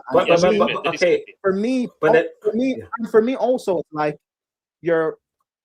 the real world, like, death of Chadwick and people actually dealing with that grief. For me, you're weaponizing grief. And I don't like that. You're like having people relive his actual death on screen, and it's like you're weaponizing the grief, and I don't personally like that. So you could have just told the same story. That's why I said you don't have to do that. Yeah. during the Oh, 5 year look, blip. Fine, look makes at sense. Prime. Being so sentimental. I never thought this because he was Prime. Oh, that's so sweet. Big up, man. What do It's you mean I like that. masterpiece, though. No, What do you mean? It's No, I also like, I, What? I like this. I like this. I like this, man, because what you're trying to do is give that the more softer aspect of his death, whether it's like weaponizing it or using it, you kind of let him rest in peace. So Yeah, I have to respect you for that, I bro. don't like it's weaponizing. And again, I understand why they did it, but I just think it Yeah. wasn't. There was a better move that they could have done during Yeah. because out of all the movies that have taken place post Endgame, there's been no film that's taken place during that 5 year blip. Yeah, that's true. Black And Panther 2 makes perfect sense. Have it take and place during the 5 years. That way you No, can kind of Prime, do they what should, you no, want. no. Why? I will tell you why they didn't want to do that. Because they wanted to revive this timeline and they wanted to introduce this multi-universe. They wanted to introduce No, this multi-universe and multi-timelines. They wanted to build. And if you remember, they brought Kang. If you know, they yeah, brought that's Kang. true. They brought all the But universe, and that's why they don't want to do it. No, Go on. you're right. But Black Panther 2 had nothing to do with the multiverse or Kang. So that's why it's perfect to take place during the 5 years. No. Because not, I agree. No. That What I'm Black saying Panther is, 2 I had agree with nothing you. to do with the wider world. No. There is nothing to do with what. See, I think their plan was they never expected to that happen to that. What they thought was, you know what, this they don't have any movies right now. They did this. For me, the correct plan will be, and by the way, Black Panther will be in Secret Wars. In Secret Wars, Black Panther Yeah, I will be know. there. do you know what would be perfect then? Do you know what would be perfect then? Sorry, Prav. Do you know what would be perfect then? You see, because we're gonna go into the Doomsday thing, like blank one, but you know what would be perfect because you know the Fantastic Four film. It so happens that they're gonna have to go to the main MCU because their plan is gonna get crushed or whatever it is. Yeah. Could you imagine if they had a Black Panther there? Obviously, their whole world got wiped out, and then he goes into the main MCU, and he's the one who takes over. That's apparently the. So I that's apparently the rumor of there's gonna be a Black Panther from a different universe coming over. The reason why that also does not work though is in the rules established in the MCU, if you cross over to a different universe, you cause an incursion. Yeah. So that rule doesn't work now. You can't do that. You can't cross over. But the thing is that the incursion's already happened. I just think because of Doom. They're ruining it. But the incursion's already happened. Oh yeah, well, yeah. So unless not Secret Wars, which is ends with all the multiverses colliding into one, which I'm assuming is going to happen, then fine. Yes, but at that point, it's a soft reboot. They're going to reboot. So this new Black Panther that you're casting, is he even going to survive? Is he going to be part of the new MCU? Like, no, definitely. Prime, he definitely will be there. He definitely will be there. And by the way, I think, for me, Ryan Coogler I don't think you can even say definitely. I don't think you can say definitely. If he's not received well, no. Which I seen the knowing what people are like, I seen the Marvel. I seen the books, by the way. I seen the Marvel story books. There is a Black Panther character in Secret Wars. Yeah, no. I know that. I'm saying in terms of him himself. Like, I don't know. It's gonna be interesting. I'm looking. And by the way, you have to explain that there will be in Secret Wars there will be two Black Panthers because the one Black Panther will be Black Panther 2 and there will be another king. People have to understand. I think Black Panther 2 character won't come back again. I think this David Johnson character will be in Secret Wars. I'm hoping that it will be just to stick it to his motherfuckers is what I'm saying. That's got so much to say, and I hope he smashes it. This is what I'm saying. But yo, Mandem, Doomsday. Your thoughts on Doomsday? But I heard the leaks. It's gonna be such a fucking stinker. No. Blank. I seen the before but can I just say this by the way? No, I've not watched anything. So I've not seen any trailers. I've not seen any teasers. I've not seen anything. So I don't want to spoil. Because when Avatar came out earlier this year, when Avatar came out, and I think for like 4 weeks, every single week there was a new teaser trailer for Doomsday. Yeah, introductions of characters. When I went to watch Avatar, I got into the screen like literally late. as the movie was starting. So I didn't watch any of the previews. So at that point, I was like, okay, let me just. It doesn't matter. I won't watch any of the teasers. I didn't watch the trailer when it came out, so I'm going in basically blind. I know what characters are going to be in it, obviously, and I know the premise, but I've not seen any trailers. I've not seen anything. I'm going in so blind. So if you guys are going to talk about it, I won't spoil. I don't want to hear. I won't spoil anything. I just say this. I watched it. There is a Comic-Con happened at America. They all revealed it. For me, from what I watched, what I seen, I don't think it will be a stinker. But some of the characterizations they're doing and some of the screenplay I'm seeing is it's purely from Russo brothers. By the way, I seen this movie before. What they will see is they will build trailers this like a stupid, not bad. They will do this. For me, this is pure vintage Russo brothers. For me, I'm not thinking like that. You think this is nostalgia, babe? Setup. No, it's setup. No, it's not nostalgia. It will be setup. This is all setup. And one more thing is, for me, the most worried character will be Thor. Brother, I'm seeing so many different things. I'm not liking what I'm seeing right now. I'm seeing. I saw people make skits of the trailer and people talking about Thor. Yeah, and they're like, people are comparing. It's like when you so see in football. When you see, you will laugh. By the way, in football terms, it's like in football terms, it's like people. It's like Thor is joining. It's like comparing like 2026 Chelsea to 2015 Chelsea when we just won the league.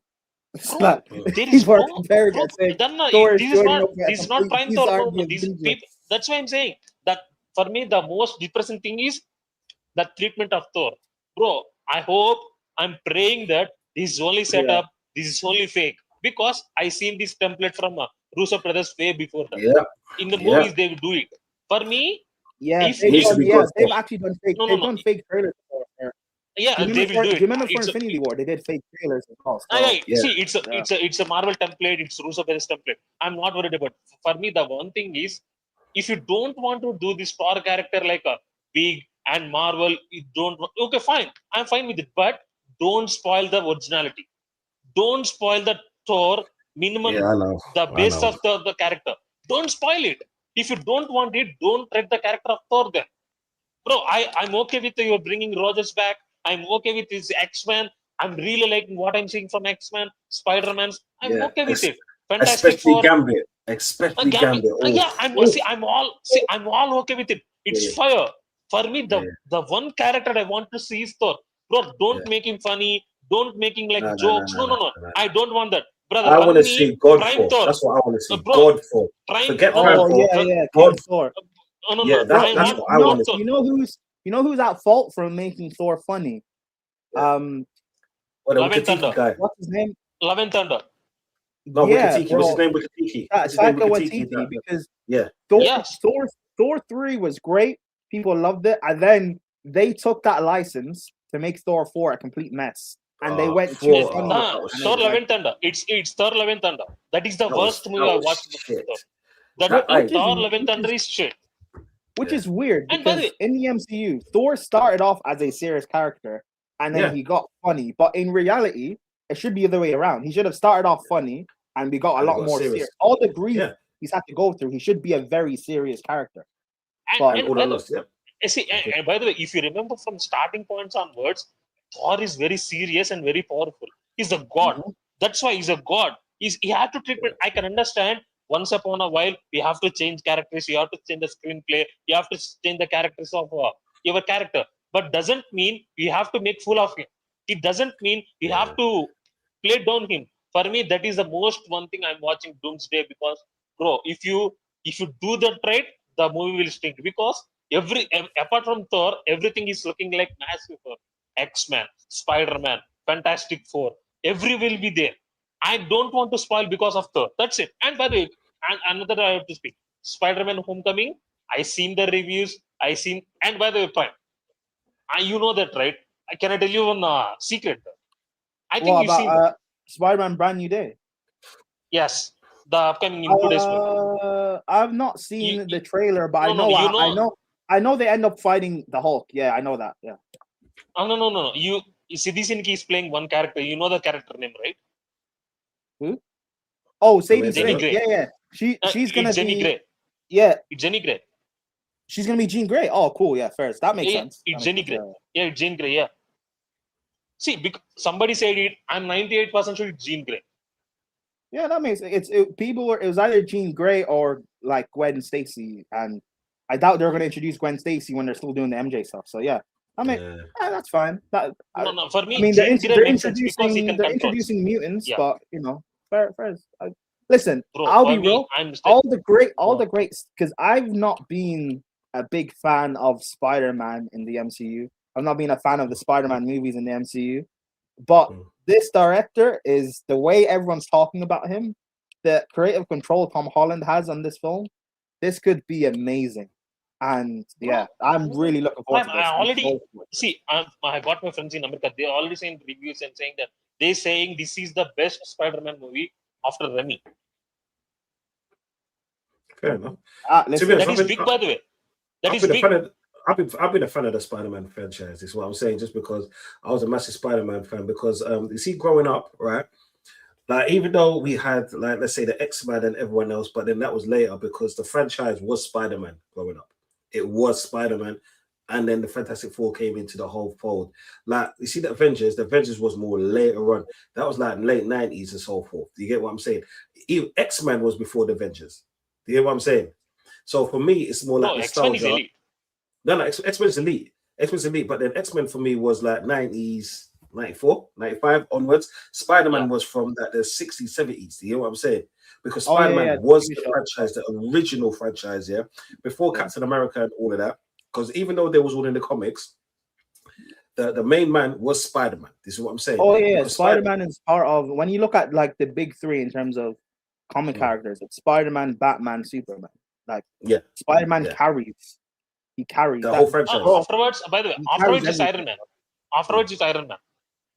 I mean, it's Iron Man. It's Iron Man now, but like I'm talking about if you go like all time in the past, Captain America, Iron Man, these guys are like C-list. They're not. No. I'm not saying no, Prime. I'm saying that if I'm ranking that Spider-Man, Batman, Superman, after that Iron Man, I'm saying that. No, it was Hulk. It was Hulk. No, it was Hulk. Nah, bro, Hulk. He's got Wonder Woman as well. Don't see impact by the way. No, impact. Impact. No, not impact. Yes, but then depending on what genre you're talking about, because they even made before the whole Iron Man thing, they made a series of the Hulk. That's what I'm saying. No, don't see. You're getting me wrong. I'm saying, by the way, Iron Man had a bigger impact on MCU more than Hulk. No, I'm not. No, but I'm not talking about. I'm not talking about MCU.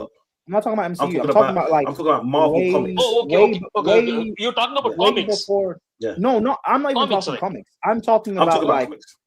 I'm talking about characters that have been on, whether they've been in movies or TV shows, like way in the past. This is not MCU. Way in the past. It's Superman, Batman, Spider-Man. Those are the three that always. Have you not noticed? There's always a new Spider-Man. There's always a new Batman. There's always a new Superman. Like whether it's a show just like or the Hulk. it's a movie like or whatever. Hulk too, Hulk. I would say outside the big three, it's Hulk. You can include in that. Like they always. So I'm looking forward to Spider-Man. I'm looking forward to Doomsday. I'll be there. I'll be seated. But hey, big up Caliber, man. My enemy, my nemesis. Unblock me on Twitter, bro. Unblock me on Twitter. But no, man, like, people don't forget, like, because like let's say the new school, like, when they're talking about this whole MCU. Before the MCU, it was the Marvel comics and stuff like that. For me, the reason why I say Spider-Man and Hulk for that, because they were the ones that was in your face throughout generations, even before my time, is what I'm saying. And they're the ones that I grew up as being their main characters in their separate storylines, and then everyone else kind of came in. I knew about the Punisher before I knew about Avengers. I knew about, Spawn, which is actually my favorite Marvel character, like anti-villain, than even Venom. You know what I'm saying? But it's just that along the way, people have always got their favorites, and some people, it's like when people say to me that what's his name, Robert Downey Jr. made Iron Man what it is, that's actually true. Because before that, even in cartoons, they were like extras. You might see them come in, and then they won't come in for another 5 or 6 episodes. You know what I'm saying? Where people like Hulk and stuff like that, they had their own spin-offs. Yeah, and I'm talking way back. It's only the MCU has kind of changed the order of what and who characters are. The only one that they kind of kept as the pinnacle has been Spider-Man and Hulk. Is what I'm saying, yeah. And they're the ones that's gone through every single generation, even my mom's generation, because she's the one who got me into comics. To be honest, you know what I'm saying? I love this shit. Yeah, that's why. That's why, as successful as the MCU was going, it was so important that they got Spider-Man. Yeah. As amazing as the MCU was going, they didn't really need him, but they had to get him. So, yeah. But listen, we'll see how Doomsday and Secret Wars really pans out, because I have hope, but it's so many characters that I don't know. We'll see. And by the way, I think everybody knows. What do you think of Ghost Rider coming to MCU? I like it. I'm a big fan of Ghost Rider. You know why I don't like it? These guys announced a Blade movie 6 years ago. Why do you need a Ghost Rider movie? Also, I think Jake Gyllenhaal is too old to play Ghost Rider. But regardless, it's not Jake Gyllenhaal. It's Ryan Gosling. No, it's Ryan Gosling. Same thing. They're both old. It's the same thing. They're the same person. Like, it's too old. Ryan like, Gosling you announced a Blade movie like time ago. Why can't you make a Blade movie? Mahershala Ali. Yeah, he's eventually going to be too old to play Blade. Facts. I think that's what they're waiting for. And it's ridiculous. I see. For me, I'm okay with it. Ghost Rider. I'm a massive fan of Ghost Rider. I wanted this franchise to come MCU. It's too late. You know what? I'm there. It's not a movie. It's saying that they're saying it will be a series. It will be a movie. They're saying so many things. For me, run me a series, run me a movie. I'm with it. I'm with Ghost Rider. I'm really like what I'm saying. And by the way, Dancy, open that link I said. Can you tell me who is that? Give me 1 second, people. Just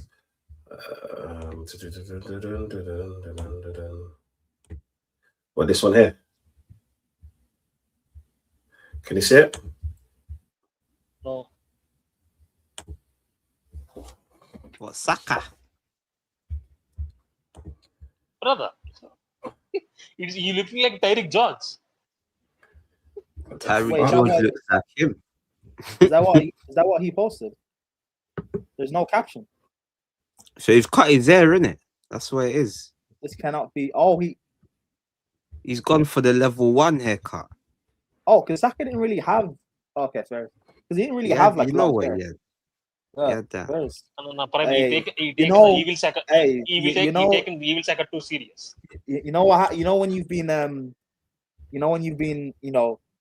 naughty in school and stuff, and your parents they shave off your hair. You gotta learn. You gotta shape up. That's what Saka said, man. He's gotta fix up now. We say no shave, but he just shaved it. Yeah, man. He's gotta fix up for the season now, Saka. He knows. Oh, fuck all you, man. Let's get this shit off, man. You bastards. Oh, shit, you are a man. bastard for year. Right, what do you mean, man? It's not my fault you got worse blood, man. That's your business, man. It's not my fault that I respect Everton more than I respect you, man. Fuck, Holla Everton, yeah? I know that. You like shit clubs. Huh? No, I don't like shit clubs. I know that, Dancy. No, if I like shit clubs, I like Liverpool. You know, Everton are the Merseyside version of Spurs. Yeah. But they've done a lot more dirt. Yeah. Okay. And they're more respected in everyone else's eyes. There's one thing that everyone hates is Spurs. Like, no one hates Everton apart from. Except me. I don't hate Spurs. Apart from you. The only person you don't really hate any club. No, you hate Barcelona. Yeah, I don't know. I hate Barcelona. I mean English club. United. No, but I respect United. I respect City. I don't like Liverpool. Arsenal. I know. I don't like your fans. It's not even necessarily your club. I just don't like your fans. Yeah, it's what it is. It's mutual. Yeah. But with Spurs, I just don't have any emotion towards them. I don't hate them, and I also don't like like it's not like I like them. I just don't care. I feel about Spurs the same way I feel about Brentford. I don't care. Yeah, See, I hear that. Don't see. Before I go, your top 8 clubs will be Spurs, United, Chelsea, right, and Liverpool. I don't hate Liverpool. That's the thing. I do not hate Liverpool. I just No. can't I'm stand saying. you. I'm just saying. No. I'm just saying. Your top hated club will be Spurs. Spurs. Spurs, United, Chelsea. Spurs. After the Spurs. You know what? Yeah, my top hated clubs are probably Spurs, Man It's not United. United first. No. I hate Spurs more. I hate Spurs more. No, because I know. Damn. Even with the rivalry, you still hate Spurs more. I okay. Look, right. The rivalry's the rivalry, and I had a lot of enjoyment with that. I just hate Spurs. You know what I'm saying? Like, that's where it is. Like, ask me why.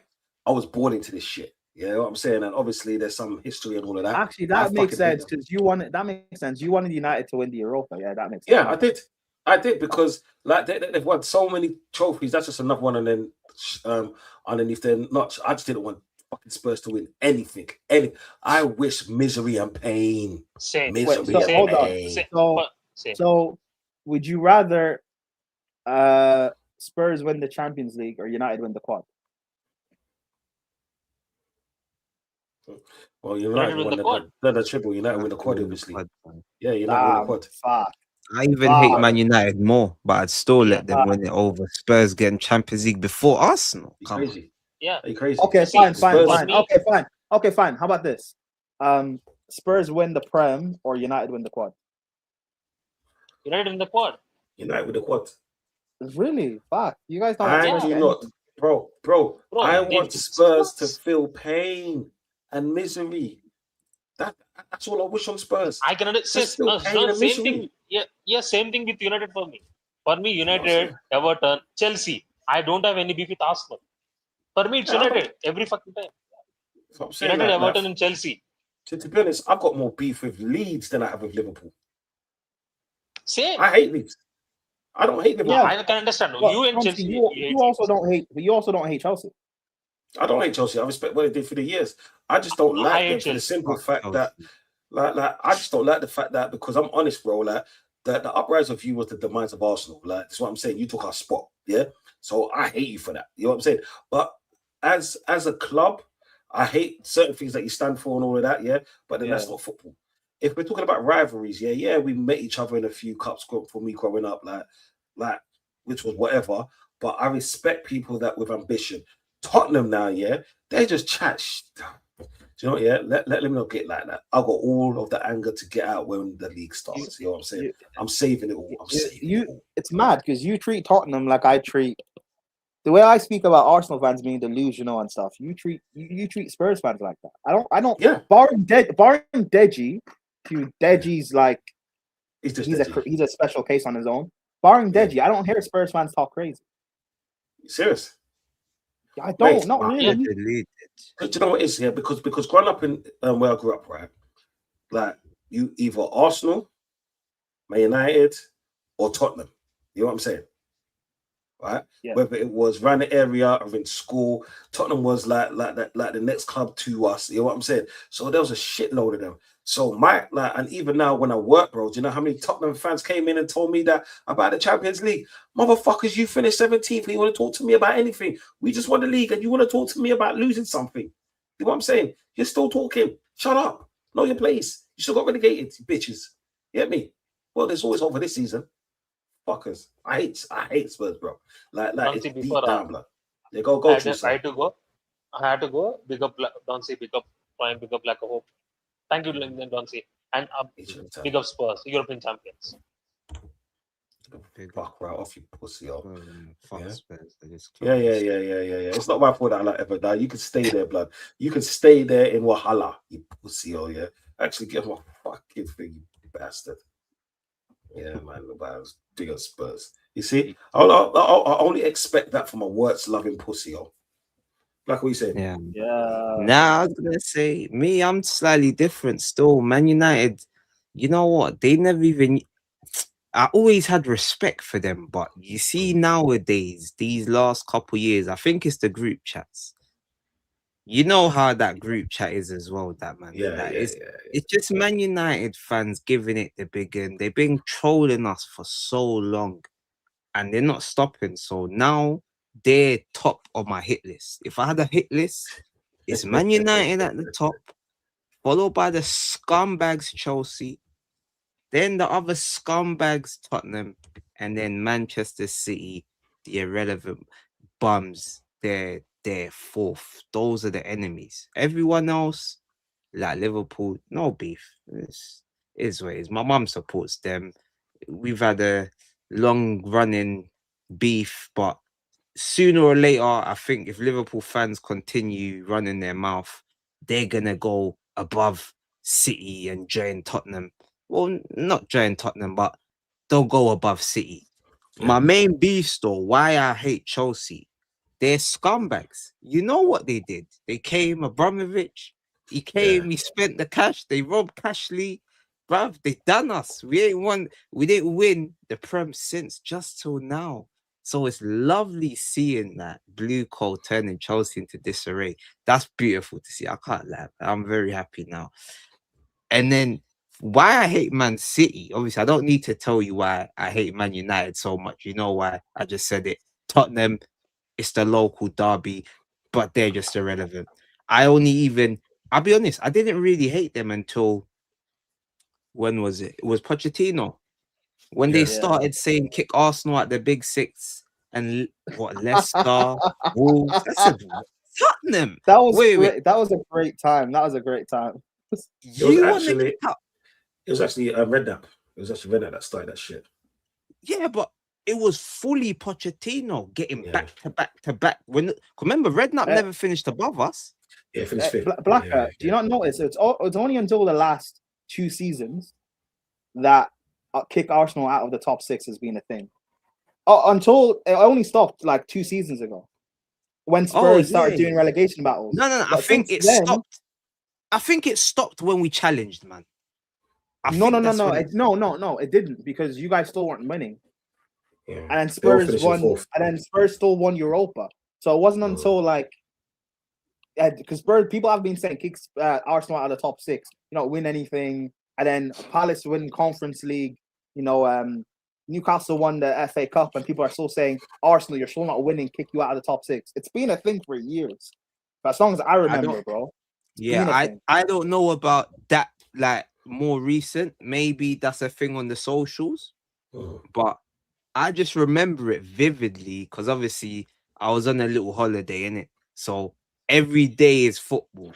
Every day is football on the holiday. You got Scousers. Yo, lads. Arsenal, you're going to get kicked out to the top 6. Wolves, Leicester, even Sheffield United. Do you remember Sheffield United? Give me a second, people. It was above us. Nah, it was horrible. Everton got Carlo Ancelotti. It was a torrid time for me, I'll be honest. I was crashing out every other week. At some days, I was out, bring Poch in. I'll take Poch now. He was still at Spurs. Like, I was crashing out. I was losing my marbles. So that's why I hate Spurs now. Before then, it was Tottenham. That there were no one. But when you're telling me you're kicking out Arsenal for Spurs, nah. You got my hatred. And we gotta be honest, they were good. They got to the Champions League final. Wait. That Champions League final. You see, because we played first, innit? Against you lot, innit? You battered us first. We played midweek. I think we played the Wednesday. Weekend, yeah. So, I remember, bro. I remember before the game, it was asked the Arsenal fans, would you lose the Europa League for them Spurs not to win champs? And Arsenal fans all agreed. It was crazy. I was like, bro. I think that's just it. Because for me, that's the football. I remember for me thinking, I'd rather Spurs win so Liverpool don't win it. Because the meltdown would have been hilarious. Because again, I don't care about Spurs like that, innit? So if they win, Spurs winning the champs doesn't bother me. Yeah, and you already had one at that stage, I believe. So it's all right. To equal your record is fine, but it's like beating your record, that's when it's not fine. So that's why I was in their camp. I was like, boy, we can't let Tottenham have this. We can't. Yeah, but Like it's a Europa. But, like it's not. but you Like, it's Europa.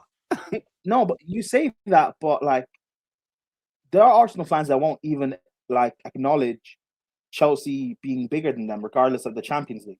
So why would Spurs win the Champions League make a difference? Would Spurs win the Champions League mean they're bigger than? Do you know what it is though? No, not bigger though. Not from a bigger. It's just that they've done it, something that we haven't done, if that makes sense.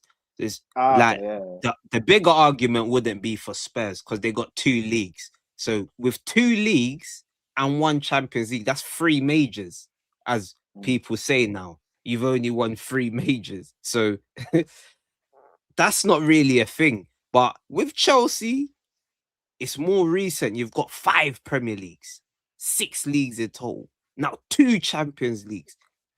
And then you add all the other trophies. And then you're actually, like, you're very close. Like, City's almost close to overtaking us. Like, before City's owners, before you lot's owners, like, I think even at one stage, we had the second most trophies, even before Fergie got here. So, everyone's just overtaking us. So, it's only now that we've won this Premier League, I think I'll be a bit more relaxed about certain events happening now. Cause that 22 years was painful, man. Painful, man. Yeah. That's sort of my brain on Tottenham situation, bruv. So you don't think Tottenham are winning the league then, no? What, when? A man says when.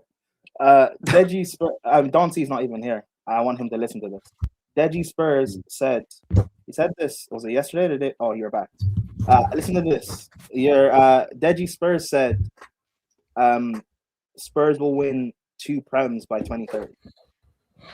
Hey, but you see this Deji though, man. Come on, man. You see this Deji, man. I think he's got a good dealer, man. He smokes a lot of good. You know what I'm trying to say? It's the good greens, the top shelf stuff that he does a lot of smoking, because the stuff he comes out with, he actually believes it. You know, some people, they just say stuff for the effects. He fully believes it. Him and that little kid who's that little kid? Is it little Daniel? From the terrace, that little Tottenham fan, yeah? Them two actually believe. Bro, he's a kid. Relax on Daniel. He's a kid. That's what I said. But I'm saying him and the kid, they're the only 2 Tottenham fans that I know for a fact that I've seen. They every season Tottenham are gonna finish above Arsenal, Tottenham gonna win the league. That's you see, I'm on a different emphasis of Blacker. Like, from time you're able to run up your mouth, like, you know what I'm saying, is where it is after that. You need to be smacked down. You know what I'm saying? Like, I'm real like that. Deji, like, I respect Deji for what he's doing, but sometimes you just gotta put that pipe down. Do you hear me? Just put it down. You hear me? Yeah, leave it alone.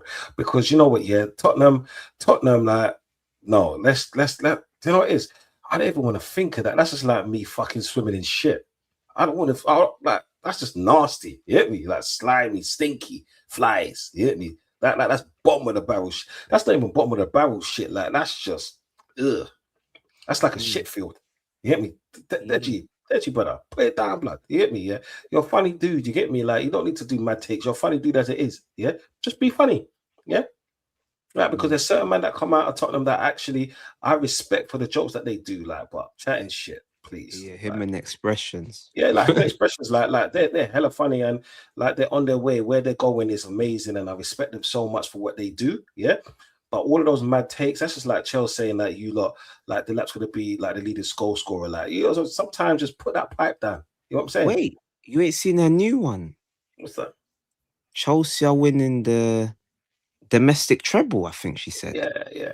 And Atletico's winning La Liga and the Champions League. You said we're winning the domestic treble. Chelsea. The Chelsea.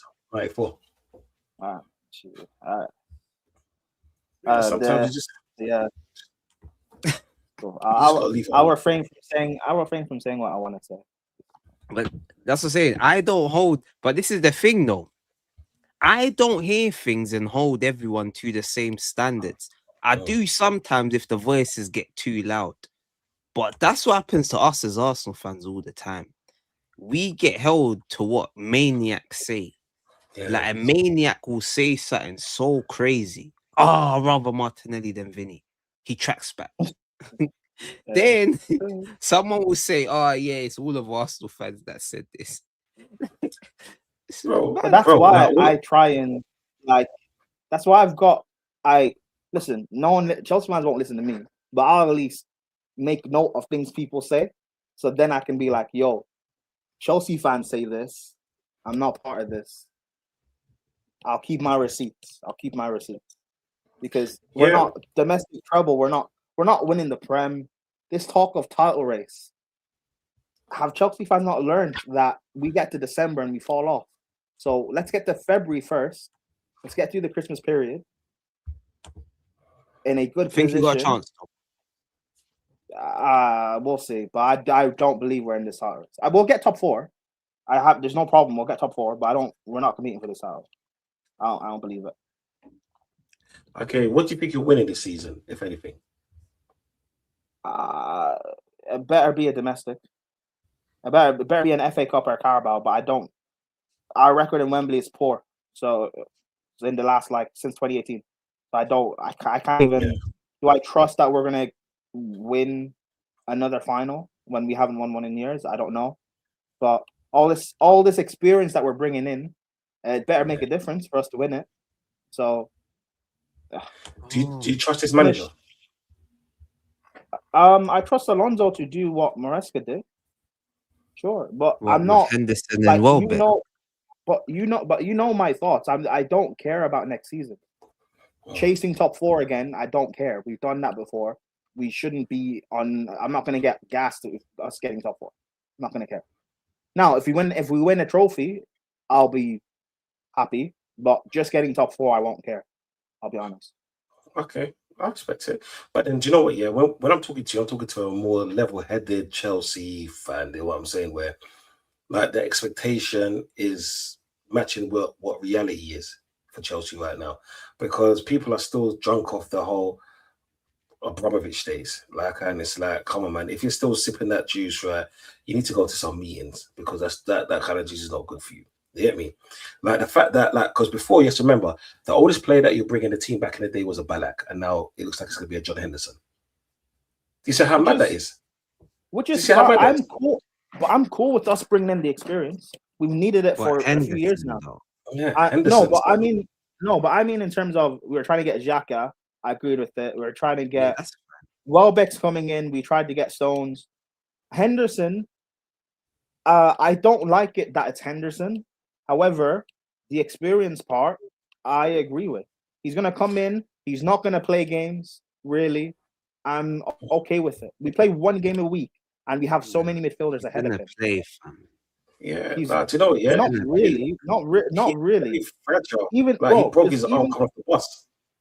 Yeah, but he's not gonna play. Even if Enzo does go, we're gonna sign. We're trying to sign Wharton or Bruno G, and we're also getting Alex Scott. Where does that make room for Henderson to be a starter?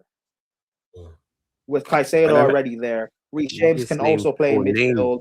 We also have Barco that can play in midfield. We have too many options ahead of him. But this is what I'm saying. It all sounds good, man. Right now, it could be Caicedo and Henderson. I don't know who's Barco. Well, we have too many options ahead of Henderson for him to be a starter. I think if you get Alex Scott and Caicedo, yeah, I agree. But like, I don't know. Like, we ain't seen none of these options. Andre Santos is gone. Seagull. No, but I liked him when I saw him. I did like him. What's his name? No, who else? Bro, Alex Scott is a deal that's actually going to happen. And if Enzo does go, we're gonna try and sign Wharton or Bruno G. Like Henderson won't be here as a starter. Us trying to sign John Stones. You think so? I don't. Us trying to sign John Stones. He wasn't gonna come in to start because we have Lacroix, we have Colwell, we have Reese. Those guys, we have Hatto. Those guys will play ahead of him. us trying to sign Welbeck. Welbeck's not going to start because we have João Pedro ahead of him. Again, I don't agree with us signing. I don't agree with us getting Henderson per se in terms of him, but in terms of the actual experience profile, Henderson is a serial winner. People seem to forget that Liverpool's greatest period in the Premier League history was because of Henderson as a captain. People just seem to forget that. Playing so Prime is it? Do you think he's Liverpool's greatest captain in the Premier League era? Yes. In the Premier League era, yes. By far, that's not our conversation. So, yeah, again, him as part of the squad. As there other players I would rather have us signed? Yes, but him being part of the squad and not playing games, really, I'm fine. We play one game a week, bro. We don't have enough games. Yeah, he knows what he's here for. He knows what he's here for. You know more than me, but I don't see you getting Scott and Wharton, even if Enzo leaves. Like, I don't see that. I see Alex Scott and Henderson. That's what will be. That's what I see. You would know more than me, though. Bro, it's been reported that Scott is coming in to replace Santos on the bench, and we're trying to sign Bruno G or Wharton. Now, I don't agree with us splashing money on Scott to sit on the bench. That doesn't make sense to me. When we have Barco, we can do that. It doesn't make sense to splash money on Scott to sit on the bench. However, Lavia's injured again, bro. He didn't play in the preseason friendly we just had. He's injured again. Why is he still there? Why is he still there? That's why I got angry when we sold Santos. Because Lavia's still here, but apparently people believe in Lavia, so we'll see. He's about to enter his fourth season at Chelsea. Is it his fourth? Yeah. But that's why, Fran. But that's why I don't believe you're gonna get two new midfielders, because that would be 3 midfielders. So say Scott, Wharton, and whatever his name is, Henderson, and then what? You're gonna have another 3: a Seagull, Barco, who else you got? Caicedo. That'll be 7. That'll be Caicedo. No, that'll be Caicedo. Say Wharton, right? Because Enzo's gone. And then you have like Scott and Barco as backups. And then that makes Henderson like 5th, 6th choice. Yeah, and you Lavia. also have to keep it, Lavia. So again, 6th choice. And you also have to keep in mind, Xhaka is Alonso's boy. So Alonso trying to find reasons to play Xhaka more would make sense. I would expect Xhaka to get more minutes than probably as usual because that's his boy. Henderson's not his boy. He has no reason to play Henderson more than if you have option to play a Barco or a Lavia if he's ever fit. Why would I choose Henderson? Henderson's not my boy. No, I hear. I know what you're saying. I'm just trying to look at it like I'm just trying to look at it how I can see him playing, because I know what you mean, but I'm just giving you the logical reason. We play one game a week. There's not enough games for him to get more minutes than he should. I'm just looking at the logical reason. Okay, this is Xabi Alonso that everyone agrees is this amazing manager, that he's logical, he's this amazing brain. If he's logical, there's no reason Henderson should play more than usual. Now, if Alonso does the dumb thing, then cool, he'll lose his job eventually then, I guess. But I don't expect him to be stupid. Yeah, no, because I'm only just trying to think, like, obviously, say Caicedo or Scott. Just say Scott's injured, more likely than Caicedo, yeah? We know Lavia, he's a hospital patient. So we already taken him out. So now just saying Scott and Lavia, they're out now. So now you've got 3 options. You got a Seagull, you got Barco, and you've got Jordan Henderson. Well, no, because it would be. Well, no, because it would be Caicedo and let's say Wharton starting, and you also got Reece as a midfield option. So I would use Reece to play over, and Reece, so long as Reece is not playing wing back, he'll be fine. 1 game a week. Yeah, Reece will be fine. Yeah, but then this you got to is remember, another Reece James patient. is not always fit because we're talking about hypotheticals. Uh, Reece James is Re- him and his Reece- injuries is Reece- bad. And this ain't even Reece has- hypothetical. This is more likely to happen. No, bro, Reece has in the last year, Reece has been good injury wise. The only reason why it fucked up is because Maresca left, and that 4-eyed speckled bastard was using him. This guy played him like in the space of 2 weeks? He played him 90 minutes for 5 games, 90 minutes and he twice, fell apart. And then that terrorist Tuchel played him 90 minutes in every game up until he got injured again, playing him as a bombing fullback. No, if you play him in the middle, as in the defense or in midfield, Reece will be fine playing 1 game a week. I think people are not realizing where we don't have enough games to give to all these. Henderson's not coming in and playing 25 games. Nah, I don't think he will. That's not even where I was getting at. I was just getting at there'll probably be a stage in the season. There's a high chance, because even if you have Wharton, this is another hospital patient. This is another one that gets injured. He can't even play 90 minutes. So this is another hospital patient. So there'll be a stage in the season where you might have a couple players out, and then Henderson might have to play 5 games in a row. Because if it's the choices of Asigo and Barco, respectfully, who are they? We don't know them in the Premier League. Yeah. We don't know them. Henderson's you tried and tested. He could do it. No, but you don't know them. But this manager, again, it's not as if it's Xhaka who Alonso can say, you know what, Wharton's injured right now. I trust Xhaka more than I'll trust Barco to play. It's Henderson, bro.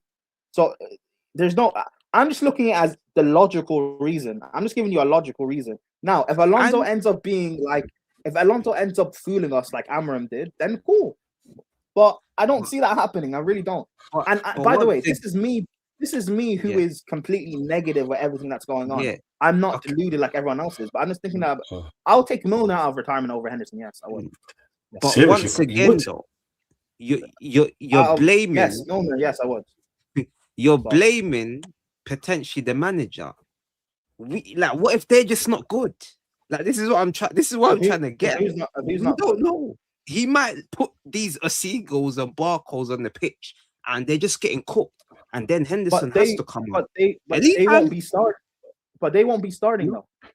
But we're going with the worst case, and it's a realistic case because what's his name is an injury-prone player, Lavia, because he would be next. I think we'll all agree. You say if you get Wharton, Scott, Lavia, Caicedo. I don't even include Lavia in the conversation, but yeah, I agree. He's injury-prone. Yes. We'll just say we'd like to rotate those 4. Yes. However, we're playing 1 game a week. There's no reason to rotate. Not really. No, but you know what I'm saying. Listen. No. I get what I'm not even saying. I necessarily disagree with you. I get exactly what you're saying, but I'm just trying to think as logically as I possibly can. There should be no reason why he's playing a lot of games. There shouldn't be. Up until Christmas anyway. If he reaches, even with Christmas, we'll have more than enough midfielders for him not to have to play much. If he reaches more than 10 games played for Chelsea by, say, January, there's been a big problem. He shouldn't have played more than 10 games, particularly in the Prem. I expect him to start early in the Carabao Cup and FA Cup, as we're in the early rounds now. So I expect him to start in those early rounds. But once we start playing a good championship side, I don't expect Henderson to play. I think you'll be surprised, to be honest, man. Listen, Chelsea haven't really surprised me much under Rico, so if I get surprised with Henderson, if Henderson surprises me, bloody hell. But we cuss him, yeah. I'm the first to cuss him. Why did England select him? He's rubbish. But he's not a bad player. Obviously, I don't hate Anderson like people do. I still think he is good, but it's just there's other people I'd rather have assigned. But it is what it is. Yeah. Listen, I get it. He's going to be here for a year probably. We'll sell him in the summer or something to like Villa because they like taking our players. It is what it is. Not fun. Thank you, Villa. Thank you, Villa, because I can't take no more Chelsea players. They're just not worth it anymore. They've never been. But you know what's crazy? If Villa didn't get Garnacho, where he probably would be at Roma right now. He wouldn't be in the Prem. He'd be at Roma. Oh yeah, it was going Roma. Strasbourg Steve would have to deal with Garnacho. Mate, that's a Steve problem. They would have definitely got him because Somerville got hijacked, so they would have went and got him. But, it's mad. He agreed with Villa, Roma. By the way, he agreed terms. Emery spoke to him and was like, "Come on, yeah, that's Saudi, you know." Bro, I don't listen. Emery a genius or he's a fraud. I don't know what it is. I'll be honest. Emery sees something none of us see, or Emery's got on he's deluded, bro. I'll be honest. I see it, man. But he can't play in a possession-based team. That Garnacho. You can't play. No, he can play on the counter attack. But that's the thing, Blackhead. Garnacho is gonna get a lot more chances playing on the counter, so we're gonna see more fuck ups from him. That's the thing. I'm there for it. I'm so there for that. But because it's Villa and they're not a big club, no one's gonna see it. No one's gonna see it. Oh, don't worry, I'll be talking about it because I watch Villa quite a bit. People will see the occasional, oh, he had a good performance against Spurs, so he's having a good season at Villa. No, he's shit. Innit? Look what Chelsea's missed out on and all the rest of it, but it is what it is. But unfortunately, people, I gotta go now because I'm jumping on Sarcasm City TV. So, Blacker, any last thoughts, my brother? Yeah, man. Obviously, we got the news today from Sky Sports, who are not a reliable source, that Vinicius won't be joining Arsenal. But people, man, have hope. Ornstein hasn't said anything, so we will be continue to wait until deadline day for our marquee signing. You know, Arsenal, they always leave things to the last minute. So have faith, people. Have faith. Fuck you. Brian, what are you saying, my G?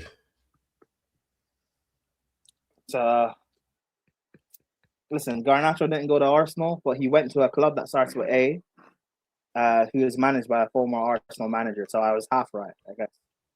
Yeah. Fuck you too, and you know it's all the best to Garnacho. Just stay away from my fucking club. Thank you, people, for once again joining us on Donversation TV. Propaganda, his link is in the description. Prime, you see him on so many different people's streams, is what I'm saying. Like, so because he's a G like that. Mind what you say around him because he really is CCTV. Manager and respect to everyone each and every time. And you know what I always say? Fuck Tottenham. See you people on Friday. Name change on that day. Blessings.